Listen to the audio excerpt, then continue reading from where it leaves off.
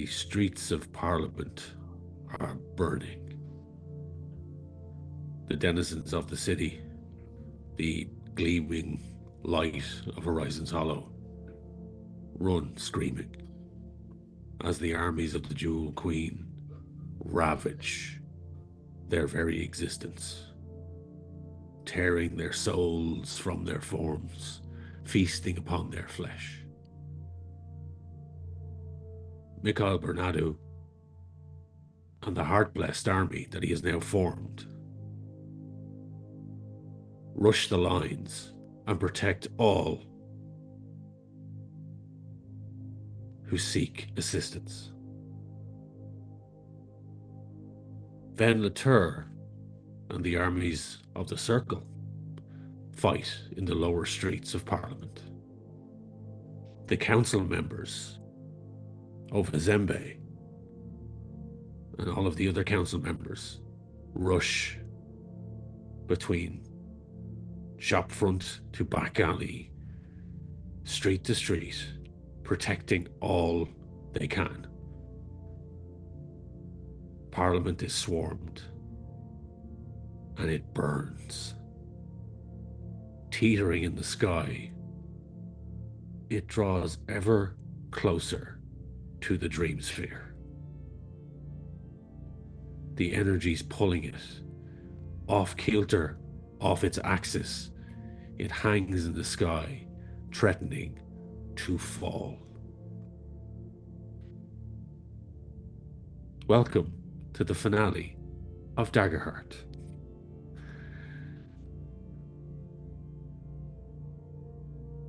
Deep within the dream sphere, right at its heart, within the crystal dome of the Jewel Queen, we find our adventuring group. The final stand against the supreme evil that threatens the entirety of Horizons Hollow. Where we last found them was mid-battle. The Jewel Queen wrapping herself around her shard of the glass heart, the source of her powers. Screaming bloody murder as the bard, James Hetfield, clings to the base of the shard. Seeing through time, seeing his own existence, flickering back and forth, shimmering. As Paradox looks on, the rest of the group, Lanafir, Dog, Ramble, even Fenric, just at a loss what they can do next. And as the energies build and build within this shard of the heart, and the Queen seems to be waiting for something, anticipation building, energy building, the loud din of Mithralica's discography booming through, cracking every crystal edifice within this space. The group make their final stand. So, this is where you find yourselves. This is where you are. The world is falling apart around you. Energies are flitting back and forth. There is a cacophony below you in an endless chasm of nothingness. You see the bones and the rotting flesh of all that have dared challenge the Jewel Queen. What are you doing?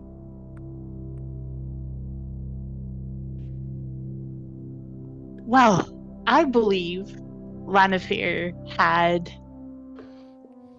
was in the process of gathering arcane energies to unleash a spell.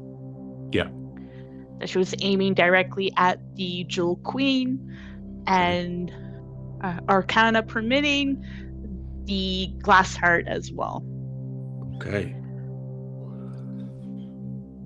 So it had kind of ended there. It ended there. So Lanafir, you're preparing a spell, and I'm about to prepare my battle music, so let's go. Okay. All right. So what I need to do is I need to make a spell casting roll. Okay. Okay. And depending on whether or not I hit, the Jewel Queen will need to make a reaction roll to avoid being stunned. So I'm going to roll.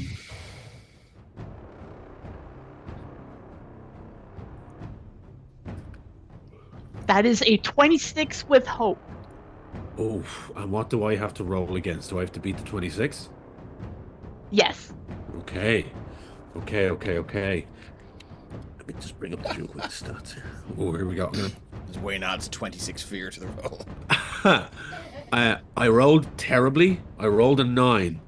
I am going to use fear to activate one of her legendary powers and succeed in the roll. Ooh. Okay. That cost me a significant amount of fear to do that. Don't worry, we'll give it back to you. Okay.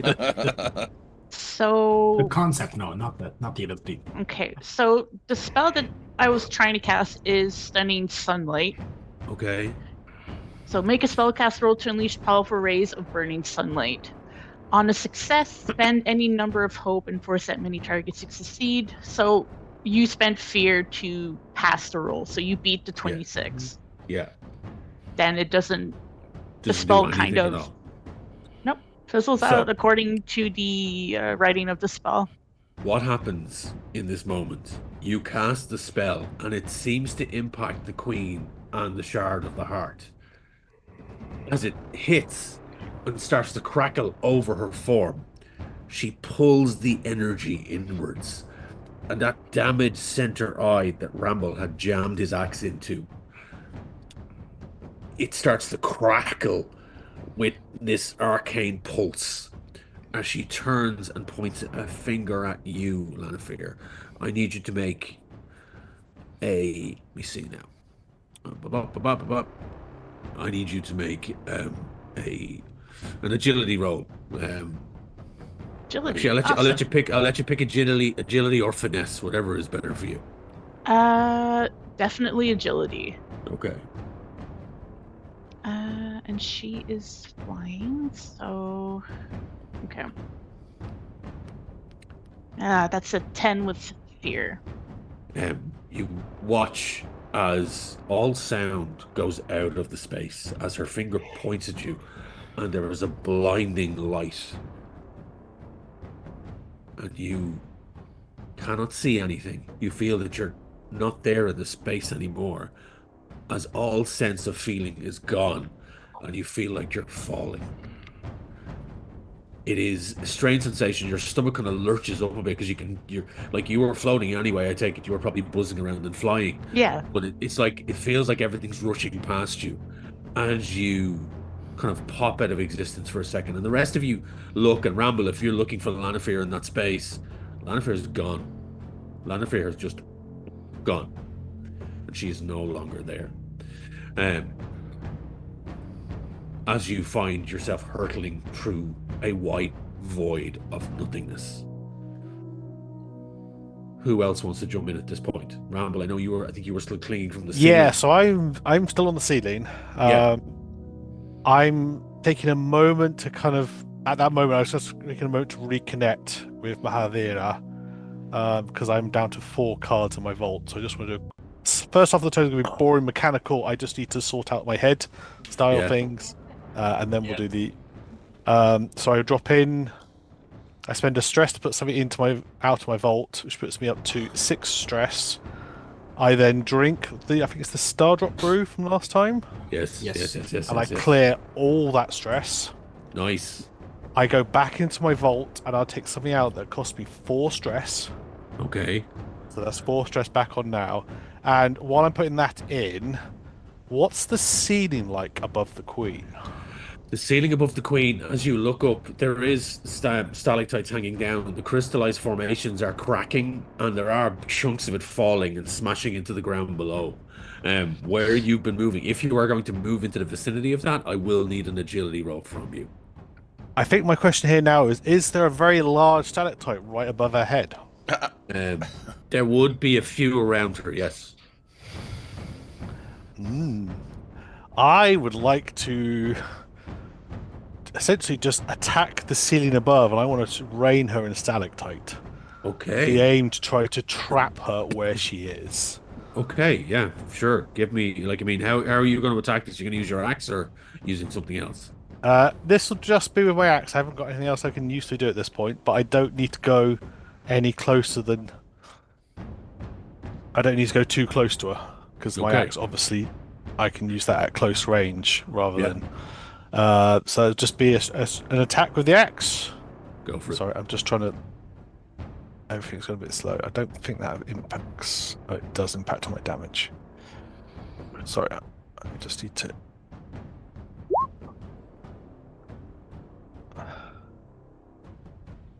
That's sort for that. Okay. So, boop. And roll.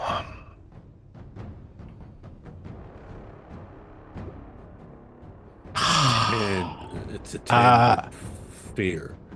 Can I spend a hope to add an experience? You can indeed, of course. And I will use my acrobatic to try to aim that to add a +3. Yeah. And I also want to add a prayer die to make that a 17 total with hope. Cool. Okay. 17 total hope. You strike it with the axe as it. And now, do you throw it or do you physically just hurl? No, I'm throwing this because I You can throw it. see. I want to hold. I want to basically keep an eye out now for where Lanathier is. Nice. I don't mind necessarily going a little bit closer, so I'm in range to get to the queen next turn if I need to. Okay. But this is throwing the axe out, and I'm trying to bring the ceiling down. So the axe is like through the air, and it just starts hitting the rocks, and it hits them. There is damage there, and you see them start to crack. And as the axe comes back around, you catch it. There's like a short catch your breath moment where, did it work or didn't it? And then one by one, roll me a d6, please. David. James, I'm looking on my David. David. You were there, Gandalf. Eternal Enervation. I used that last time. I can't remember if I succeeded to make the target permanently vulnerable. Does anybody remember? Let's say you did. Okay, so she's permanently vulnerable. Yes. Nice. So you constantly. I think you have advantage on the attack roll. I don't- vulnerable. That's how it works. Yeah. Yes. So advantage on all rolls. direct on her. So this isn't an attack on her per se. It's an attack on the rocks above her. Okay, cool. Just so just to be technical about it, it's not attacking her directly. It's attacking the rocks. So excellent. I rolled a 1, but I'd like to use a prayer die to make that a 3. okay, that's fine. So 3 of the stalactites kind of crack and fall and careen into her, and they are large formations of rock and crystal as they kind of start to and gravity takes hold and they careen into the back of her, into her head. Let me see now, what will be your general damage attack roll for your axe? My currently is a 5d8 plus 10 for my axe. Roll a 5d8 plus 10, please. I'm just going to use your damage for your axe in this moment. Okay. For each one or just the one? For each one. Oh.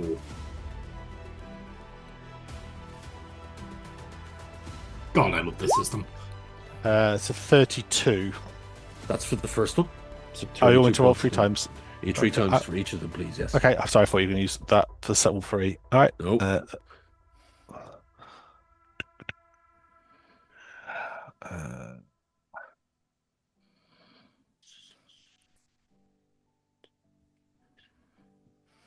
Okay. 34 on the second. 34 on the second. Sorry, my demi-plane link to roll 20 is quite slow. And a 33 on the third. Oh, good rolls.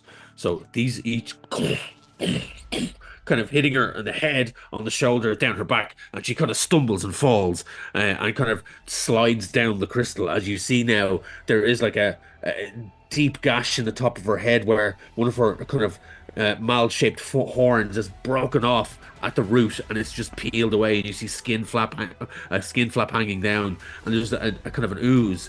But beneath that ooze, all of a sudden there's a crack, and there's a bright light that starts to kind of emanate outwards. On her shoulder, then the bone kind of cracks. You can see it looks like her shoulder's been dislocated from the damage.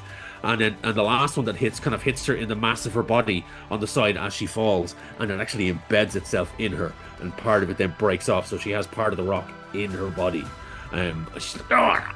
And there's kind of like as she kind of coughs, there is a spark of light that comes out of her mouth, kind of a yellow whitish light, and it just crackles out and skitters along the ground. James, can you give me an agility roll just to see if you can get out of the way I'm of this? I'm on her right now. Yeah, so, you're on the bitch. Yeah. Lad, I'm actually also right up in there from when we Okay, so did the yeah, thing. So I've got +1 give on me- this, so I'm going to give you 2d12 +1. Do you know? I'll Yeah. do a little /or. Wayne, this Paradox, is a give bit of me a roll as well. Yeah, Doug. this is a bit of a technical question, but just the That's a crit. 3. Oh, nice. Clear stress, gain of hope. Yeah, clear stress, gain of hope. Yeah, Fuck yes, I'm all hoped out, but I'll clear that stress. nice. 19 with hope. Cool. So you kind of managed to just barely get out of the way, Paradox. There's a kind of like ups along, and the ground gets torn up around you, and it's like you're hailed with debris. So, Dog, what was your technical question? Sorry, just say for the purposes of doing damage and meeting damage thresholds for her, did those 3 were they 3 separate hits? They were Or 3 are we- separate hits. Okay, so is it each of those hit? Dog, just looking at this kind of situation, is there any way that he could intuit, say, the kind of the size of the hit of that stalactite? It looked like it was more minor, major, severe kind of a hit. Give me a perceive roll, please. Thank you very much. Yes, if I could. No, sorry. See, my instinct there. Should go to roll 20. What was That's a 16 okay? This is a 16 with With- hope, I believe. With No. fear. with fear. No, with fear. We had discussed this last time. I'm getting the colors. I see the blue and I think hope. I see the yellow. I think fear. Well, Can I go next? so you can indeed. So I'll take the fear on Dog. As you look, you kind of look like it looks like they were kind of they were like a major hit. They're kind of in the middle of the road. He's trying to get a sense of what does he need to pull out of the bag and how Yeah. much do I pump into one swing of the sword. You figure out what you want to pump into the queen, and James is going to go. So James, I mean, Jesus. wait till the Wait, watershed's wait, gone wait, by. wait, We're wait, nearly wait. there. Give me a second. The watershed is at one. Not up here. Just 10 minutes. and we're good. So James back down the street. drops the thistle bow on the ground, and he looks back up. Is Dog still up on the balcony? He was, yeah, I No, think the when we balcony. left The balcony. Oh, well, if you oh, yeah, remember, it the balcony shattered, didn't crashed it? down Yeah, and yeah. shattered downwards. So Dog's behind. but me. he is on the balcony. He's Yeah, so on- James on will the look floor on the down. balcony. He'll drop the bow and he'll look back and he'll go. He'll nod, and there's a moment where he goes. Because for all his life, he's never been in the mosh pit. He's created the mosh pit, and he's just gonna look back and go. This is it, Dog. I'm in the fucking mosh pit, and he's gonna pull the rapier and he's Become just the gonna mosh go pit. Hell for leather I with this am the fucking mosh rapier. pit. Nice, okay. And And so you he's do gonna go, see, yeah. you look I over am the and you- one and who you- washed. Yeah. And you see that proxy Ray Ripley-esque individual Oh, yes, I forgot across. about her. Thank you for And pointing out. she is looking across at you, and she's like, rest. Shit, I forgot. God damn it! Now you're giving James something to live for, you motherfucker. Okay, I'm gonna go with the legendary rapier. I do believe I have an advantage on this, so Go for it it, is 2d12 plus. Is it just plus 3 presents? Okay, plus 6. So 2d12 plus 9, right? Because advantage Cool. is plus 6. Oh, shit. Is that right? Is the D6. Oh, so yeah, so 2. Okay, so Jesus. 2d12 plus 1d6 plus 3. Here we go. And what was I Last going to say war. to you? If you want to use any of your experience here as well, I'll let you roll Can this I? into it. Okay, Because okay, you're doing a nice big performance piece. And Okay, well we'll drop. I'll spend a hope and drop another Rockstar present. Fucking, I have to go back to the maths. Okay, cool. So 2d12 plus 1d6 plus 5. go for it. I'm just gonna go. Fuck it, I'm just gonna click the buttons here. Type in fucking maths gibberish. Okay, 2d12. Ah shit, sorry. Sorry. There we go. 2d12. Yeah, That is 14 with hope. nice. D6. 17 with hope plus 5. 22 with hope. 22 up. That does hit. Okay, so I'll restore that hope that I spent to activate the Rockstar present, and I will roll 4d8 plus 9. I don't think I can sink anything else into this. I don't think anything that can allow me to to add damage. So I'm just fuck it. Okay, 48 plus 9 is all right. That's okay, isn't it? Yeah. It's gonna be okay. Slash or 4d8 plus 9. I'll make it off for fucking Jays. 24 points of damage into her. Okay. So you kind of reach out. Do you just go right into, you're going for the center of the body, is it? Yeah, he's a dirty fighter though, so he's gonna clip her on the fucking jaw if she has a jaw, with. She is down, actually, following Ramble's stalactite hits. She has kind of slipped down, and her head kind of comes into view of you, and its bulbous form is right there in your face. She gets a crack of the hilt guard on. Yeah. Hilt guard knocked in on the rapier and a crack, and then when the head goes that way, that's when the stab goes into the neck. Oh, nice, Just to show me that neck. So you kind of crack her on the jaw, and it's like, and again you see that burst of light from her mouth, and as her carotid sticks out, and you see the bulge in her bony, kind of sinewy neck, you just jab it straight in. It goes hilt deep, right in, and as you pull it out, again you see as the blade comes out, there's like a crackling of white energy along it that kind of licks along your arm, as it makes that kind of ripping sound, pulling it out of her neck. You're right on her. I need you to give me a perceive roll here, please, or if you want, give me an analyze roll. Whatever is better for you. Analyze or perceive, one of the Analyze this. I sent you a DM in Discord, just heads up. And so you want? What is it? Perceive. I've got +2. Analyze +2. There's nothing analytic about him unless he's writing fucking killer riffs. So right now we're gonna go perceive. So 2d12 +2. Where are we going? Daggerheart dice roll / or 2d12. Sorry about this, guys. Next time we will have a shortcut. For this. 20 with fear. 20 with fear. I'll take the fear. You will. And you, as you pull back, you see the flash of the energy into your eyes, and it's like, oh, and you can see it's like somebody opening the curtains on a sunny morning, and then all of a sudden it's bright, and then it clears, and you can see out across a long field. And you, as the light blinds you, and it kind of, you see spots, and then you refocus, looking in the wound in her neck that you've now cut up. You can see into her, and it's like you're looking into the void, but it's a void of pure white. With a 20, you just see off in the distance a tiny winged creature falling through nothingness inside the Jewel Queen.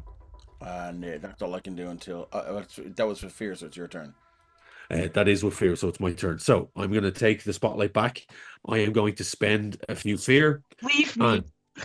And the Jewel Queen is going to pull herself back up. The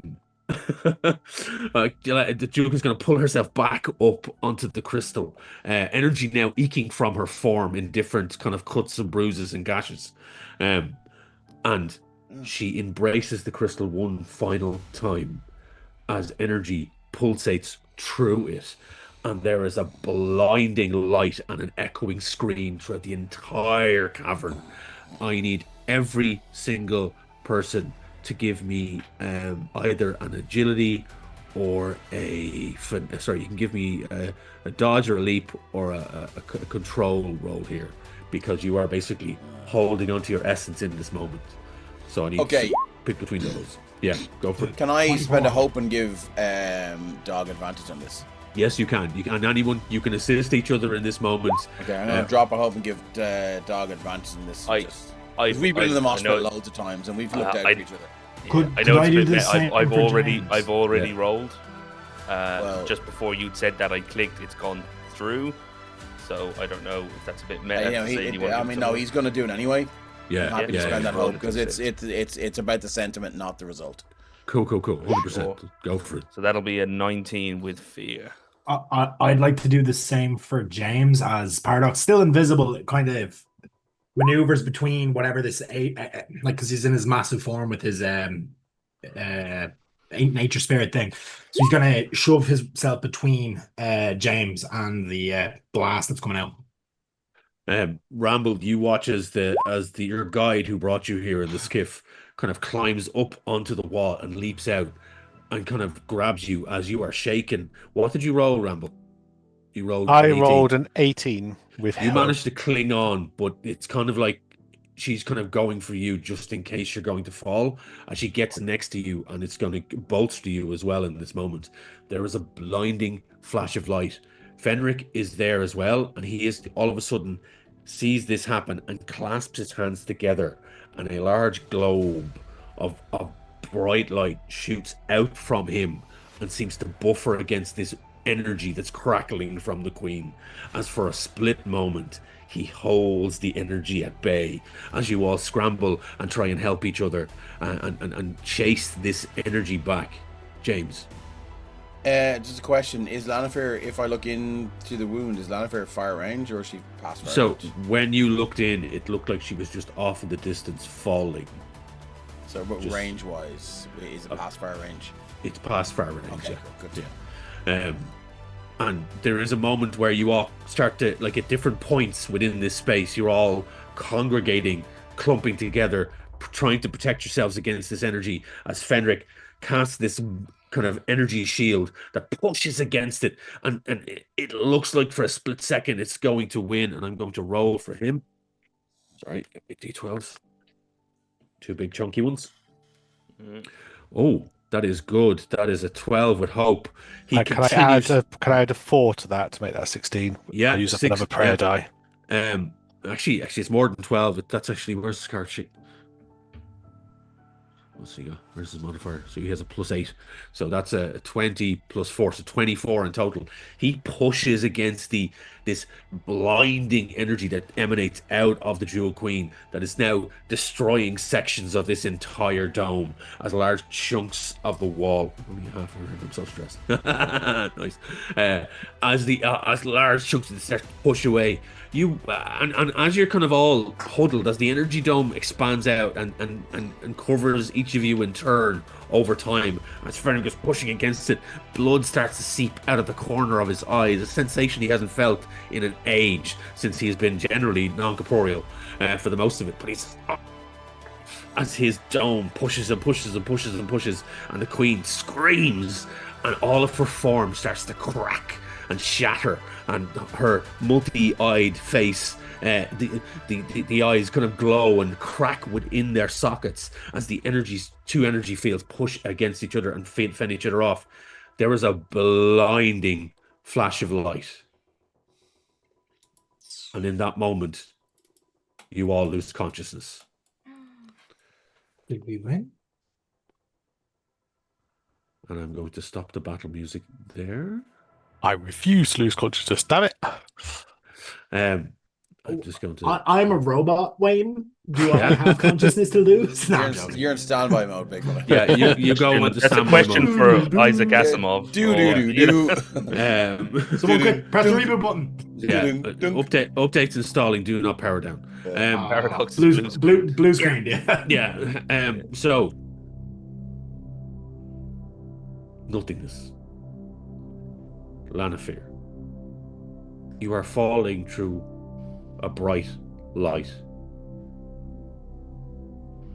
and you feel your mind casting back to when you found yourself floating through time, floating in the void, and you saw those time portals. But this is nothingness. There's nothing here, and it just feels like an eternity. And then off in the distance, very far, you see a small pinprick of blackness, and it's growing ever closer, gradually, piece by piece. You see another piece join it, and another piece. As it looks like building blocks of something are putting itself together in front of you. And as you draw closer, you see that it's a shape, it's a form of a person. Tall, skinny, willowy, with a kind of a greyish blue mantle that stretches out and goes into two twisted, pointed corners. Their head down, a large kind of cone, like it's kind of an inverted cone shape, helm sits on their head. Think of like Nefertiti's headpiece type thing, but it's kind of like a grayish blue as it sits on their head. And as you come down and float just about 10 feet from them, their head moves up and you see this thin, gaunt face of an old woman. Her eyes are pure blue crystal as she sees you. And there is a look of confusion on her face as she tilts her head slightly. Child, what are you doing here? Ooh. Where is here? I don't know how I got here. And she kind of, you see a bony, aged finger covered in liver spots and long spindly fingers with jagged sharp nails on the end that again are painted in the same blue of her eyes. And she kind of just waves a finger gingerly in the air. You are real. You exist. Yes. Yes. And she'll kind of, a little insectoid hand kind of reaches out to just touch their hand a little bit. And she kind of, there's a brief recoil where she feels the physical touch of something. And it, give me an analyze roll there, Lanfear. Or perceive, whatever one works for you. Perfect. Analyze, definitely. And I'm going to expend a hope to add a witness the weird experience for a +3. So I'm going to, so that's going to be a +7 total. Nice. 19 with hope. With hope. You get from her that she has not touched another being in a very long time, and this is a very alien experience to her. The look on her face, it is basically screaming, "What is this? Who are you?" And with that role, you look at the garb, you look at the clothes that she wears. They are ancient, but you are taken back to the memory you saw of Fenric, with Matron Thane standing on the edge of the glass heart before he was sacrificed. And you recognize the style, but it's a bit different. Whereas Matron Thane's cultists and mage warriors were all dressed in muted browns, greens, and blacks, this is a blue and a white and a cream color with gold inlay. And she kind of moves, and she moves on what looks like solid ground, but what you look around you, it's just nothingness. There's nothing there but bright light. And the confused look on her face, that she's trying to compute who you are and what you are. Child, do you have a name? Yes, my name is Lanfear. The Lanfear Mirn Calidor Raminus, but you can just call me Lanfear. Ah, it is a pleasure. My name is Matron Kenris Bernal, and you can call me Matron Kenris Bernal. Matron Kenris Bernal. You have found yourself in a curious position, for I've existed in this place for what I believe is a very long time alone, trapped. And I did not expect to see something like you, if at all, here. Tell me, how did you arrive here? Oh, I seem to be posed that very same question quite often as of late. Yes, I have a feeling you have been here for a very, very long time. All I remember is a blinding light, but I was before the Jeweled Queen and the Glass Heart. My friends, oh, my friends. We were all surrounded by crystal, and I was trying to cast a spell to defeat her, but I've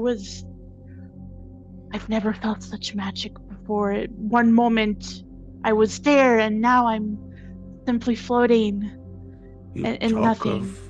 talk of the glass heart. Does it Yes, exist? Does it still exist? yes, but barely. It has been corrupted over countless centuries. You see kind of like her eyes kind of flip back and forth, kind of like it's Mark Wahlberg trying to figure out why the trees are Yeah. killing people. Look, and Oh God. it's kind of, and is kind of looking at you, and if the heart still exists, then the war is the war still going on? Are the warlords still vying for control? Did Thane win?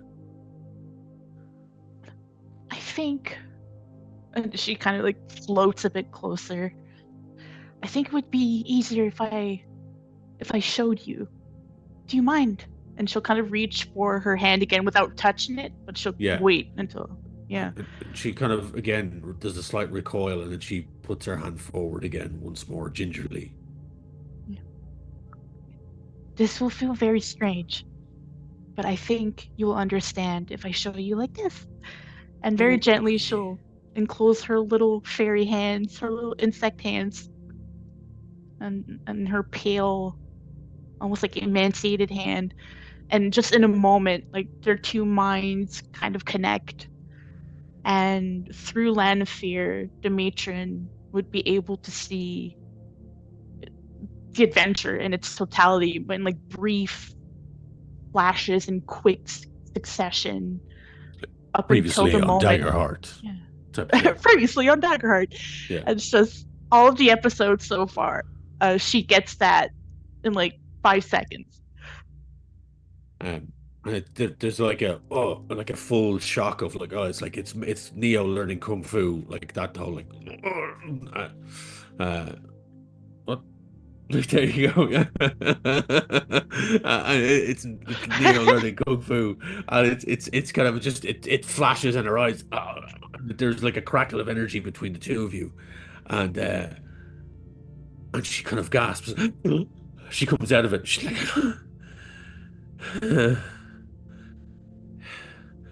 and there's a brief pause as she looks around, and she's like, that fucking bitch. As that kind of calm old lady demeanor falls away for a second. I have been trapped in here while she siphons off my energy. Can you give me another perceive roll, please, on this one? Land of Fear. Yes. I will. That's 10 with hope. Over and over again, you've heard the term the Jewel Queen, Mm-hmm. leading you to believe that there is a duality within this entity that is trying to take over Horizons Hollow. You're very much aware of Matron Thane being the creator of Paradox, being that driving force that killed Fenric, that wanted the power of the Glass Heart. You were also aware, as a history nerd, that there were two sides of this battle. There were two armies, and there was a lead mage that led the other side. And as you start to put things together, you realize that Matron Kenris Bernal is that other mage. And as you stand here and she kind of curses the name Thane, you realize that she is the other entity trapped within the Jewel Queen. And that is now where you are. And it's at that moment we are going to cut to Dog. As Dog, you wake up in a field. early morning, dew-covered grass all around you, kind of growing up around the size of your head. Your shield is laying on the ground next to you. Your blade is just basically sheathed in its scabbard that's left off to one side. And you kind of blink into existence as the morning sun shines through the tree above you. And what the fuck? Is that pretty much what comes into your head? What do you do? I presume he remembers everything. Like he knows that just a second ago he was. Yeah. Well, he kind of once he shakes off that sort of waking up from a dream feeling. He sits up, goes for his sword, looks around, is kind of his adrenaline starts to kind of pump for a second, and he's looking for anything, for the Jewel Queen, for his companions, for a fight, for anything. There's nothing in your immediate vicinity, but if you wish, you can give me a perceive roll. And he will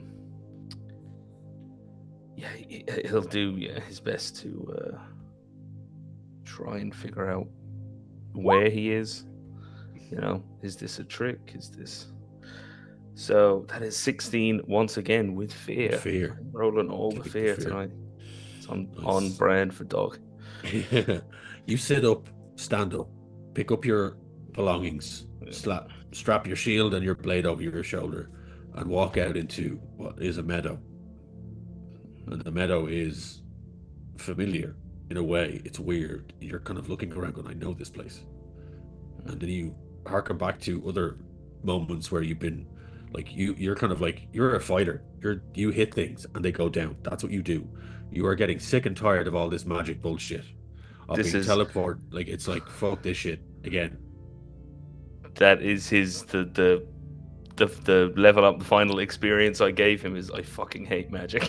which was for arguing, could I, use my experience to resist magic. It's just and you kind of walk out from under the shadow of this tree and you look around, and the scenery does look partially familiar. And then you hear off in the distance the very happy sound of children playing. And you walk to the edge of, you actually realize this meadow is on the edge of kind of an outcropping that's looking down into a valley. And as you kind of come to the edge of the valley, or edge of the kind of the lip of the valley, you look down, you see children running down a hillside. And as you follow their trajectory, you see a bustling town. High towers, flags blowing in the wind, people moving in, large carts moving in. And it's like, this looks familiar, but not. I think I've been here before. You're looking around and it's very strange. Fairly sure I know what you're doing, you fucker. And there is a split second where on this morning sun, you kind of, it's peaceful.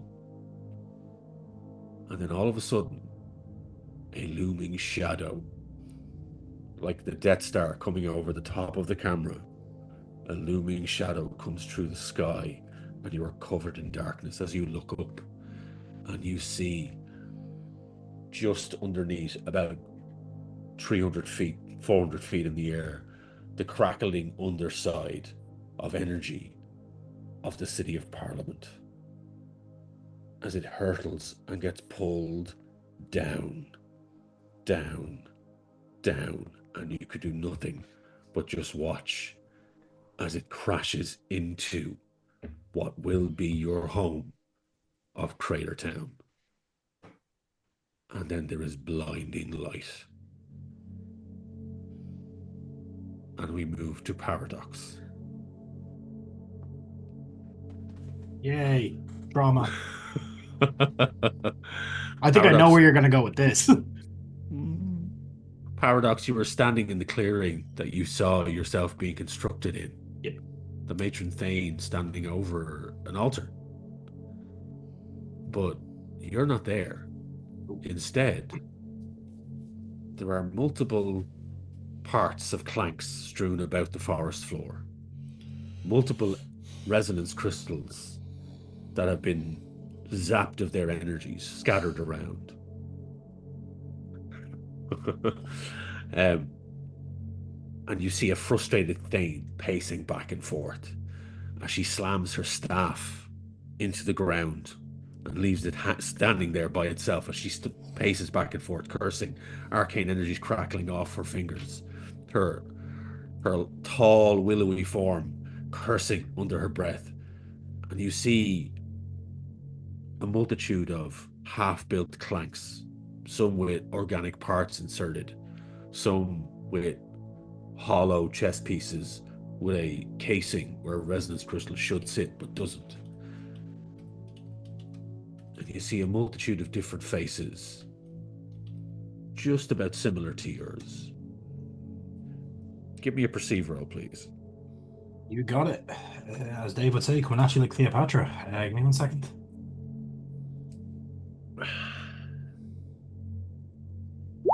That's a 16 with fear. Could I add my ancient construct experience to that as well? You can indeed, yeah, of course. Yeah. So that's 18 with fear. 18 with fear. You kind of stop and you look at all the parts and you start adding it all up. These are your brothers and sisters that came before you. These were the attempts at you before she perfected you. And they are malformed, they are corrupt, they are cursed.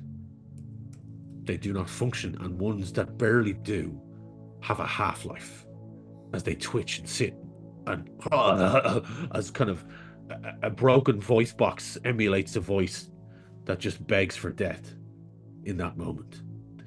And the matron Thane is just frustrated and angry, and she stops and slams her fist into the altar where you will eventually lie and be created. What do you do in that moment? So I'm not here, but I'm here, kind of thing, right? You're there. You don't know. Like, she hasn't acknowledged you in any way, shape, or form, but you're seeing all of this unfold as you stand on the edge of this clearing. So my physical form is here. You feel like you're there. Yeah, I'll take a shot at her, actually. Paradox wants this over with, and if this time travel is bullshit, is how it has to, if he has to have never existed to do that, he'll risk it. Go for it. So, yeah. I assume I am not currently in my Force of Nature form, so I'll drop that off. No, and I will roll the Anatari bow. And yeah. It's 21 with crit. That's a crit. So that's and yeah, feck it. I'll spend another hope to add my Apex Predator. So that'll be that's not. Well, you've critted, so you've critted, so you don't really need to add anything to that. You've critted. Oh yeah. Yeah, okay. So yeah, I'll just do it. Tell me what you do in this moment. How do you crit and hit the matron thing? Yeah, with 55 points of damage. That's the non-crit roll. I don't know if it doubles or how that works. I can't remember. But Paradox just kind of very still. He lets out a sigh, draws an arrow, and his hand begins to crackle with that time energy that he's now been able to channel. And he just raises the bow up. Once again, just breathes in, holds his breath for a moment, angles it up towards her head, and releases. The energy releases. And it strikes the matron Thane in the back. And she topples over the altar and lands on the far side. And there's a scream of pain as the energies crackle through her. Unexpectedly, she just falls and tumbles. And you see on the far side of it, there's just a steam rising up. And there's like the odd...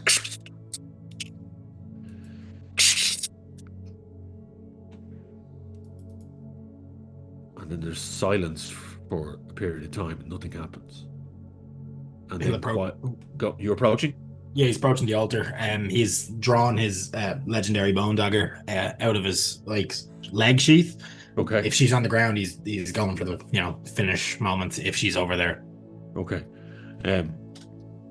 Right. So you move over, and just as you get close, her hand comes up onto the altar, and she starts to pull herself up, and you see her angry faced form, and she stares you down. She's like, interesting.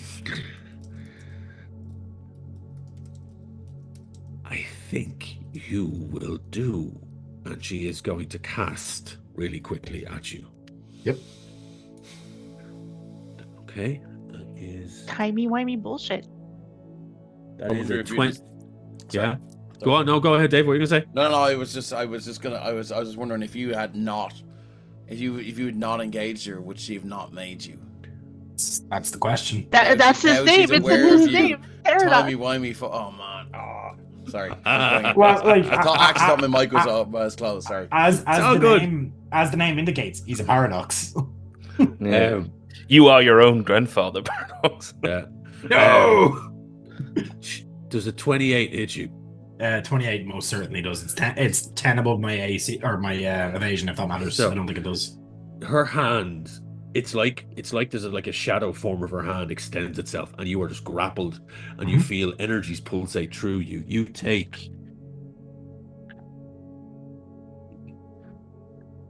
All my dice are all still together from yesterday.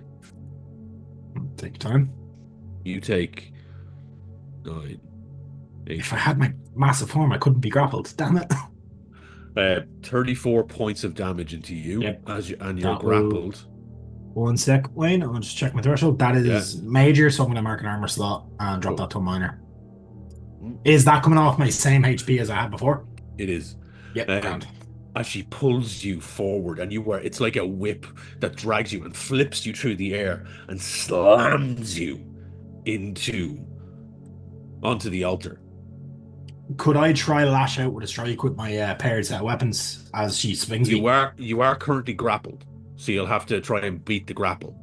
Yep. What check do you need me to make for that? I'll need to get you to do a strength check against it. So there is a grapple check there you can roll. It's 15 with hope.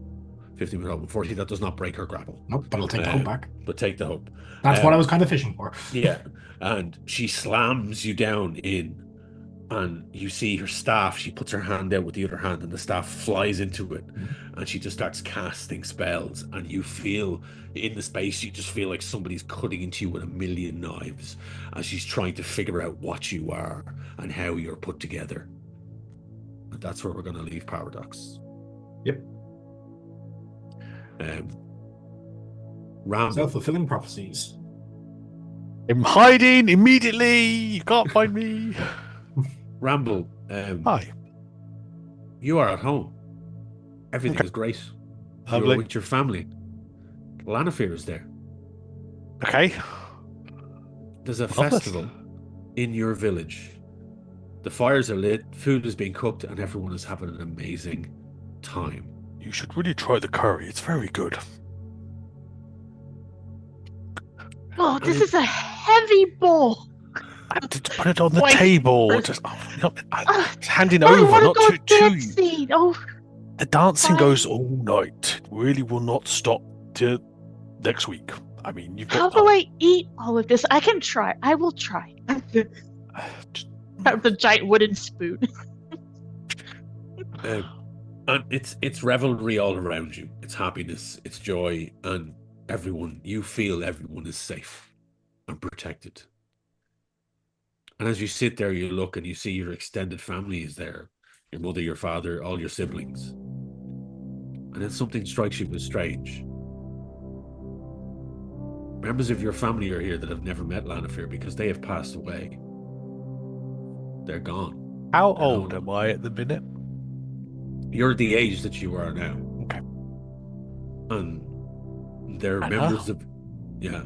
So like say, Nana Ramble is there, and Grandpa Ramble is there. But they never met Lanafir. They weren't alive when Lanafir was in your village. But they're there, they're smiling, and they're happy.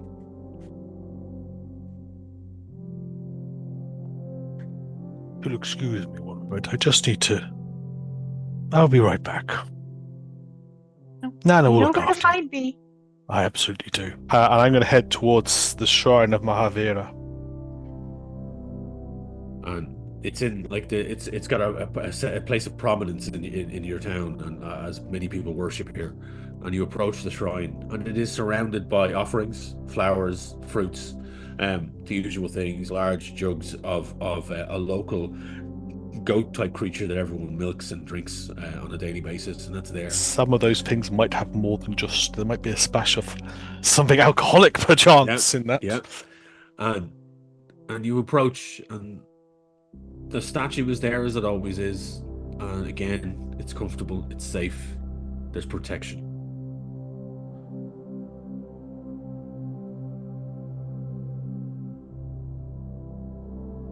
And part of his head, he wants to go back and he wants to enjoy this moment. And can he feel the psychic link with Lanafir? Give me a perceive or sense roll. Sense roll. Give me a sense roll. Sense roll. Mouse work for me. Sense. Meanwhile, Lanafir is just showing them like fairy folk dance, which is just like a sort of joust, and she's breaking all of the cutlery, but that's how they do it. And it's just Metal very cutlery. chaotic. She's doing very well. 21 with fear. You can't sense any other living creature in this space. And it's in that moment, as you roll with fear, that I take the spotlight back. Mm-hmm. And I knew I didn't feel that link. And you look up and you see the statue of Mahavira, and the statue is crying tears of blood. And you hear a rumbling voice. It's like, you have failed to protect them. You failed to protect her. And it's a deep, earthy voice that sits below you. And as you look around, your village starts to fall to ash. And the people that are there, from past, present, all begin to crumble and fall, reaching out to you as they do. And Lanafir is the last one to go, as her small fairy dancing form turns to nothing. And that failure sits at the back of your throat, like that ash hanging there. And you feel cursed. And we're going to cut to James. Didn't even get the curry, damn it. Okay. James, All right. you are on stage. You are rocking the fuck out. Okay. I'm picking up what you're putting down here. Okay. With Fralic are going full live ship engine purge. Yeah. Heavy stuff. Mm-hmm. And the audience are loving it.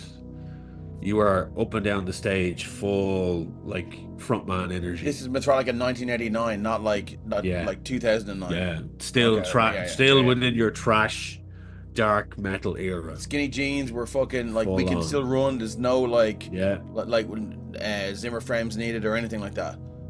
Okay, cool. No, We're in. Let's do it. it is. You feel the energy. It's beautiful. It's amazing. Yeah.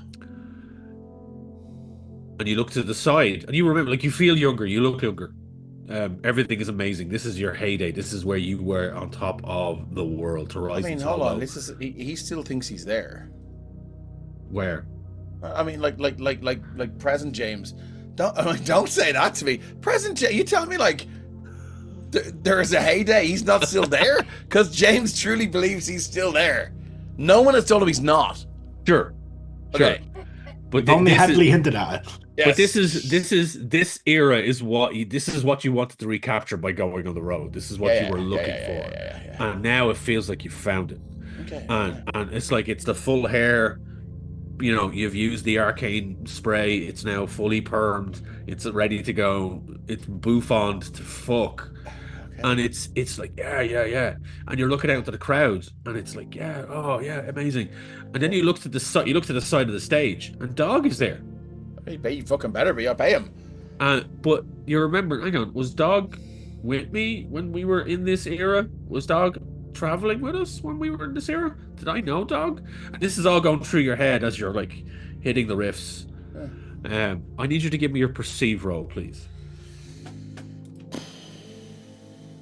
Okay. Can I argue for a rock star roll? But no, I'll Yeah, give you. go I'll for it. give you no. I'll give you. You're a in. perceive roll. No, use your experience. Do whatever Yes, you got to do will, here. You're I on will, stage. I will drop a hope to use my rock star presence. Awesome. And I drop another hope to use my broader perception to see if there's anything funky or weird going on here. Because he's seen some weird shit. And when I leveled up, I took broader perception, which means that he's been whisked into these alternate sort of realities and stuff like that, and he's learned to sort of figure out when everything's too good to be true. So is it okay if I drop 2 hope out of my 6? Give myself a +4 on this. Can you do that? I'm not 100% on the mechanics, but I'm going to fucking allow it anyway. It's the finale. Let's go. Okay. I don't think it's. Okay, I don't think the rule ever. There's no rule that says you can't. To my knowledge, Yeah, I just recently read okay. it. Go for it. It's So the what you want finale. to Let's see? rock it. So I've got 2d12 plus 6. What could go wrong here? Okay, nothing. /or 2d12 plus 6. Boom, zip zap, skibbity bap. That's a fucking 22 with fear, Wayne. My gift to you. It's still 22 though, right? It's 22. I'm gonna you look around and you're looking at the audience, and Dog is on stage left. You see him. He's there, and he's like standing there, just like really just blank face, just like. We're going to have to talk about his level of engagement after the show, but that's okay for now. Okay. You I'm look at it. secure. I mean, I'm secure. I'm there to just stonewall. You can stand also and rock look. out. You can rock out. I don't fucking pay you to stand there doing nothing. No, I'll look like I'm looking lax on my job. You look out into the audience and you see Ramble, and then you look again, you see Paradox. That guy. And then you see buzzing kind of at the back. The fuck is Ramble doing at a rock show though? Seriously. With a pair of glow sticks, you just see Lanafear just buzzing in and out. Well, that I can believe. Yeah. And it's like, hang on. And then you see that Ray Ripley rip-off kind of, and she's going for it. Give her a backstage pass right now. Yeah, and it's you just start to see Shen all of a sudden is there, and he's fucking loving it. Like, this is weird. This is wrong. And it's strange. It's starting to feel like, and then suddenly the chords don't hit. It's out of tune, and the drum beat's off. The drum beat is off, and then it's not right. And then you hear a boo from the crowd. Well, if the chords don't hit, it's because Dog didn't tune the fucking guitar before I went on stage. And if the drums aren't right, it's because of that's because of Lars. So You know, we all know that. But it's all wrong anyway, so he's not happy. Yeah, it's starting to go very wrong. I'm sorry, Dog is security and a roadie. He's not a guitar tech. Right? But you are now. And as you look to the left of the stage where Dog is, Dog has this shit-eating grin on his face that he is just laughing at this moment unfolding. And there's boos from the crowd. There's shit being thrown up on stage. Bottles of piss has been thrown at you. He fucking planned this. And it's just going wrong. And everything's failing. And the lights start to... Parts of the stage start to fall. And then you're just there by yourself. The stadium is empty. Dirt flying across where the crowds was, like in a plastic bag swims past. You're there, and the stage is completely empty. The stage has fallen in on itself. The drum kit's spilled out in front of you. Your guitar lies, or your lute lies in front of you, broken. And it's at this moment that all of you collectively, apart from Lanafear, in your collective moments where you are, you hear this deep, hideous cackle building and building and building as it starts to echo, and you feel it deep in your chest. I need Paradox, James, Ramble, and Dog to roll I need a saving throw here across the board. I need a perceive saving throw, please. So how does the saving throw work Well, in it's Daggerheart? just the general roll. it's still the same roll, okay, Just the thanks. roll, yeah. And does Hope and Fear still work, or Not on a No, reaction. not on this. Not on this particular. It's a roll. I reaction, would okay. like to use one of the inspos from the pot for the reroll, please. You can use your inspos. You can use boons at this point. We've got 4 inspos in the pool. Everyone, I think, has a boon. Feel free to use them. Use your experiences in this moment. Fuck off. This is where you all go ham in this moment. I want So everyone it's to use instinct, is it? It's instinct, yeah. So you can use experiences here. You're relying on yourself. You're bolstering Yeah. yourselves in this moment. Use I'm whatever going you to want. use a prayer die, make that a 24 with Oh, hope. for fucking I'd like to burn 2 hope to use my Cavalcade Ranger to add a +3 and my key to Chaos, Okay. if possible, because he's in tune with this, weird, strange, chaotic magic from his core. And then I'll burn a boon, because that'll be, +6, that'll be 14, and I'll get that up to hopefully an 18. I'll take a 16. Okay. Yeah, I'm just doing mine now. Oh, That's nice. 25 with 19 with hope. Okay. Oh. Nice. And 21. You all individually focus on this voice, and you recognize it. You know it. It's the matron Thane pushing herself into your mind, and you all just do a collective fuck you as you all collectively push back against this falsehood, against this imagery, against this invasion of your mind, the assault on your insecurities, the assault on who you are individually and as a group. Lanafir, you stand in front of the matron Kenris Bernal, and she turns to you and says, I need you to help me get out of here now. Oh, hell yeah.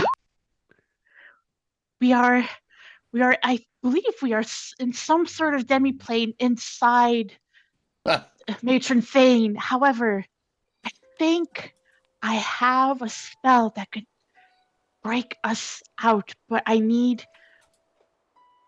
you've been here for a long time, but I think with our powers put together, we can bring it all down. And she's like, you are a very excitable individual. Yes, I like it. I am. And she's like, what do I need to do? Okay. And again, she's going to hold the matron's hand, sort of establishing that connection, that arcane connection, but also that shared connection of the mind that they had when Lanafir had showed Matron Bernal everything that has happened so far. And slowly there's a buildup of just raw arcane power budding between them and all around. And Lanafir reaches out towards this bright, scouring nothingness of bright light. And she sort of channels into it. And what's going to happen is she's going to use Disintegration Wave.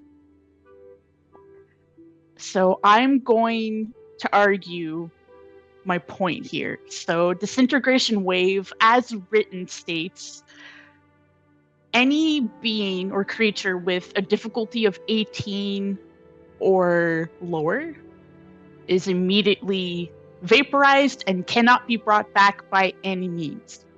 Okay. But I have to make that roll of 18 or higher. Okay. Now, I don't know if the Dual Queen has a difficulty rating of 18 or higher. However, I'm going to argue my point here. I'm going to take the stand and say, with Matron Bernal at Lanafir's side, sort of bolstering her power, and the fact that she has been significantly weakened by just clattering shards of crystal just falling all around, and she's kind of roughened up, I'm going to make the argument that I'm going to take that chance, that her difficulty has been sort of affected. Her vulnerability is becoming more and more apparent, and I'm going to go for it. Okay. So I'm going to make that roll. Make that roll. Now, Going to make that roll. in this moment, because the matron Bernal is with you, you roll with advantage. And you can utilize any experiences you have here to bolster the roll as well as your spellcasting. I will allow that in this moment. Okay. You also have your time abilities. So, yes, with your time abilities in place in this moment, if you do not hit the roll first time, I will allow you to rewind a period of time and have a second attempt at the roll, but only a second attempt. You can only do it once. Because this is a very pivotal role in the game here that needs to either succeed or you need to find another way of doing what you need to do. All right. So I'm going to expend another hope to put in. No pressure. It's fine. It's fine. I'm going to pump in an experience, which I'm going to choose Witness the Weird again for +3. This is a very timey-wimey, time-bending, arcane bullshit again, kind of shunted through the void and time for a +3. And I'm going to expend another hope again for Pondering the Mind Orb. Which is that exchange of like that telepathic exchange of like going through history and the reveal of this is actually Matron Bernal. Just all of this is just surging through this tiny, demure fairy creature, and that's going to add another +2. So that is a +9 to this roll with advantage. I think we need a bit more dramatic music than the one we're pumping through right now. So I'm gonna just. It's fine. I'm sweating. It's fine. Like it's cool. It's fine. It's fine. It's fine. It's fine. It's fine. It's fine. Battle music back in. Oh, well, yeah, lots of weird here, indeed, Zul. Lots of weird going on. In this moment, the Matron Bernal holds your tiny hand in hers, and you feel those bony fingers wrap around, and you can feel her energies and her power. She is strong. She is powerful, even after all those eons of being trapped in this nothingless void of white light. And you feel her energy flow through you. You start to focus on your spell. Go ahead and roll. Okay. That's a 31 with hope. That's a 31 with hope. Fucking hell. So, a lot of things all happen at once here, okay? There is a crackling of energy between yourself and the matron as your energy pushes out, and you can actually feel the edge of the void. You sense it. Your hand goes out. Your energies reach it. That time sense, kind of as you kind of feel yourself moving through the space, and you grasp the edge of the void. And it's like you're tearing the wrapping off a present as you... And there is a crackling and a burst of energy. The four of you, where you are in your moment, hear thunder and lightning rip through the sky. And there is more blinding light as it just pushes through to your existence. Lanafir, through the matron Bernal, you feel a pulse of energy as her amethyst eye, her blue eyes kind of glow brightly. And you feel guided, and you know where to go and where to punch a hole in the void. And all of a sudden you feel it's like opening up your windows after the house is real stuffy. You haven't been in it for a while, and you open the windows to let the fresh air in. It's that moment where air starts to rush outwards and rush inwards at the same time, and it starts to circulate, and you can feel yourself taking a deep breath as the walls of this void start to crumble and crack. And in the distance, you hear a terrifying shriek of pain. There is a blinding flash of light, and all five of you here, plus Fenric, plus the Ray Ripley ripoff, which I can't remember her name because I'm using a different notebook. Again, say her name. Ming-Na, yes, Ming-Na. You are falling through the sky as you look up, spinning head over heels. You look up and it's so and then you hit dirt and shale and rock. And you all kind of skid along the grounds individually and then as a group together. And you all take it's 12 points of fall damage into you. My bad. All good. Okay. As the rock and the shale flick up around you as you find yourselves in the shale fields. At the base of the now half-destroyed crystal dome of the Jewel Queen, smoke billowing out of it, fire licking off certain corners. Again, just off in the distance. It's like listening to a really shitty speaker. You just hear the discography of Mithralica echoing through the landscape as the dome has collapsed in on itself. You all look around and you can hear the clashing of steel on metal just clanging into each other, and shouts and cries of pain as the armies of the Somnium clans and the Jewel Queen meet on the battlefield about 100 feet away from you. As you slowly pick yourselves up, you see a tall, at least 8 feet tall, willowy frame of the Matron Tane now stands at the base of her broken crystal dome. Go fuck her up. And standing next to Lanafir is the tall, willowy, blue and white clad form of Matron Kenris Bernal. The Jewel Queen has been split in two, and her two halves now face each other on the battlefield. And that's where we're going to go to break. Motherfucker. I kind of guessed God that. That's fucking damn. amazing, though. Lanafir, the envy fucking bee. Yeah. Okay, folks, that's our break. We'll be back shortly. Yeah, and let's finish this bitch up. Yeah. And I'm That's going to just go. Bitches, right? I'm going to go gargle some Jameson. I'll be back shortly.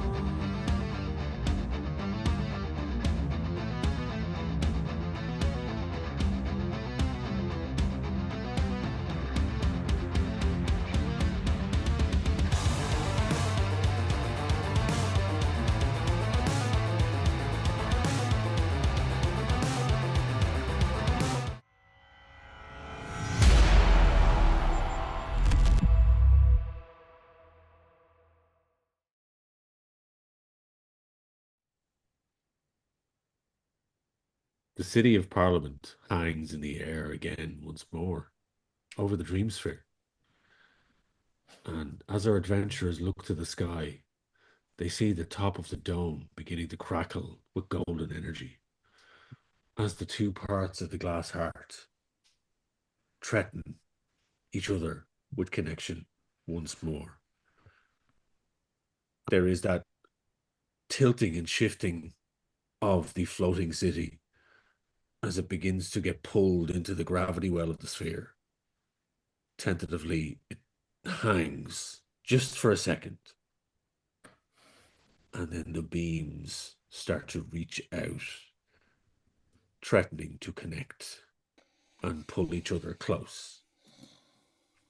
Down on the ground, we have our team of adventurers facing off against the matron Thane, her large, willowy skeletal form towering over them as she stands in the shadow of the remnants of her crystal dome. Mithralica booming thinly behind her. Still, that intercom system was well worth the money because whatever the AV installers were, they did a great job because it continues to boom music as metal reaches out across the lands, giving it an excellent soundtrack to this moment as I press play on our battle music. The Matron Thane stands there, her large staff elongated, twisted, her form now dressed in tattered rags as they drape over her skeletal form, her long, spindly arms with strangely elongated fingers, like that with multiple knuckles, not just the regular kind of 2 joints, now like with 4 extra knuckles added in as her long, spindly fingers bend around her staff, twisted and malformed. And at the center of her chest, embedded in it, you see the representation of the shard of the glass heart. As her bright golden eyes scan the horizon, looking for her quarry. What are the group doing in this moment? I would like to, first of all, re-enter my nature spirit form. Go for it. So I'm going to burn the stress to do that. So Paradox, like we've crumbled in, like we're in a, obviously the thing exploded and we've been thrown free from it. So from underneath this large slab of whatever material this thing has been made out of, just this glow of this chaotic energy of the dream sphere begins to emanate, and he explodes forth back into this Goliath of like bone and metal and just fucking badassery, really is the best way to put it. First off, he chucks the star drop thing up as he's changing, and then as he has regained the first form, he slams his jaws shut on it as he takes the effect to clear his hit points. And then he is going to raise up that kind of dragon-headed cannon that is essentially his bow. Okay. And I actually need to switch my equipment because I had the dagger out for the last one. So 1 second here. Cool. Thank God it's easy to do. And I'm going to open fire on her. Cool. Everyone else start thinking about what you want to do in this moment. I'm also going to burn a stress to add Apex Predator, which means I will add an additional D8 to this damage there, which I'll just roll and roll 20. Cool. Oh, actually, I can just top it up here. I don't know. Wait, no, that's my new damage. So roll. That is a 23 with hope. That hits. I'll take that back and I'll burn one stress, which brings me to 3. And I will do this. If it will just roll for me, it's seeming to lag a bit. Yeah, I'll just roll the extra D8 separately. It doesn't allow me to add it in. So that is, oh, that's terrible. Oh, wait, no, I didn't click the thing. So there should be another 10 on that. So it'd be 20, so it'd be 49 plus 4. So that'd be 53 points of damage. 53 points of damage. You watch as he's like, it's like it's Godzilla charging up. As this streak of energy flies across the shale fields. Oof, that jumped in really loud.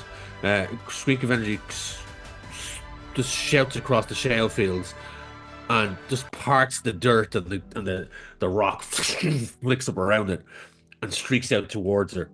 I'm going to spend fear on this moment.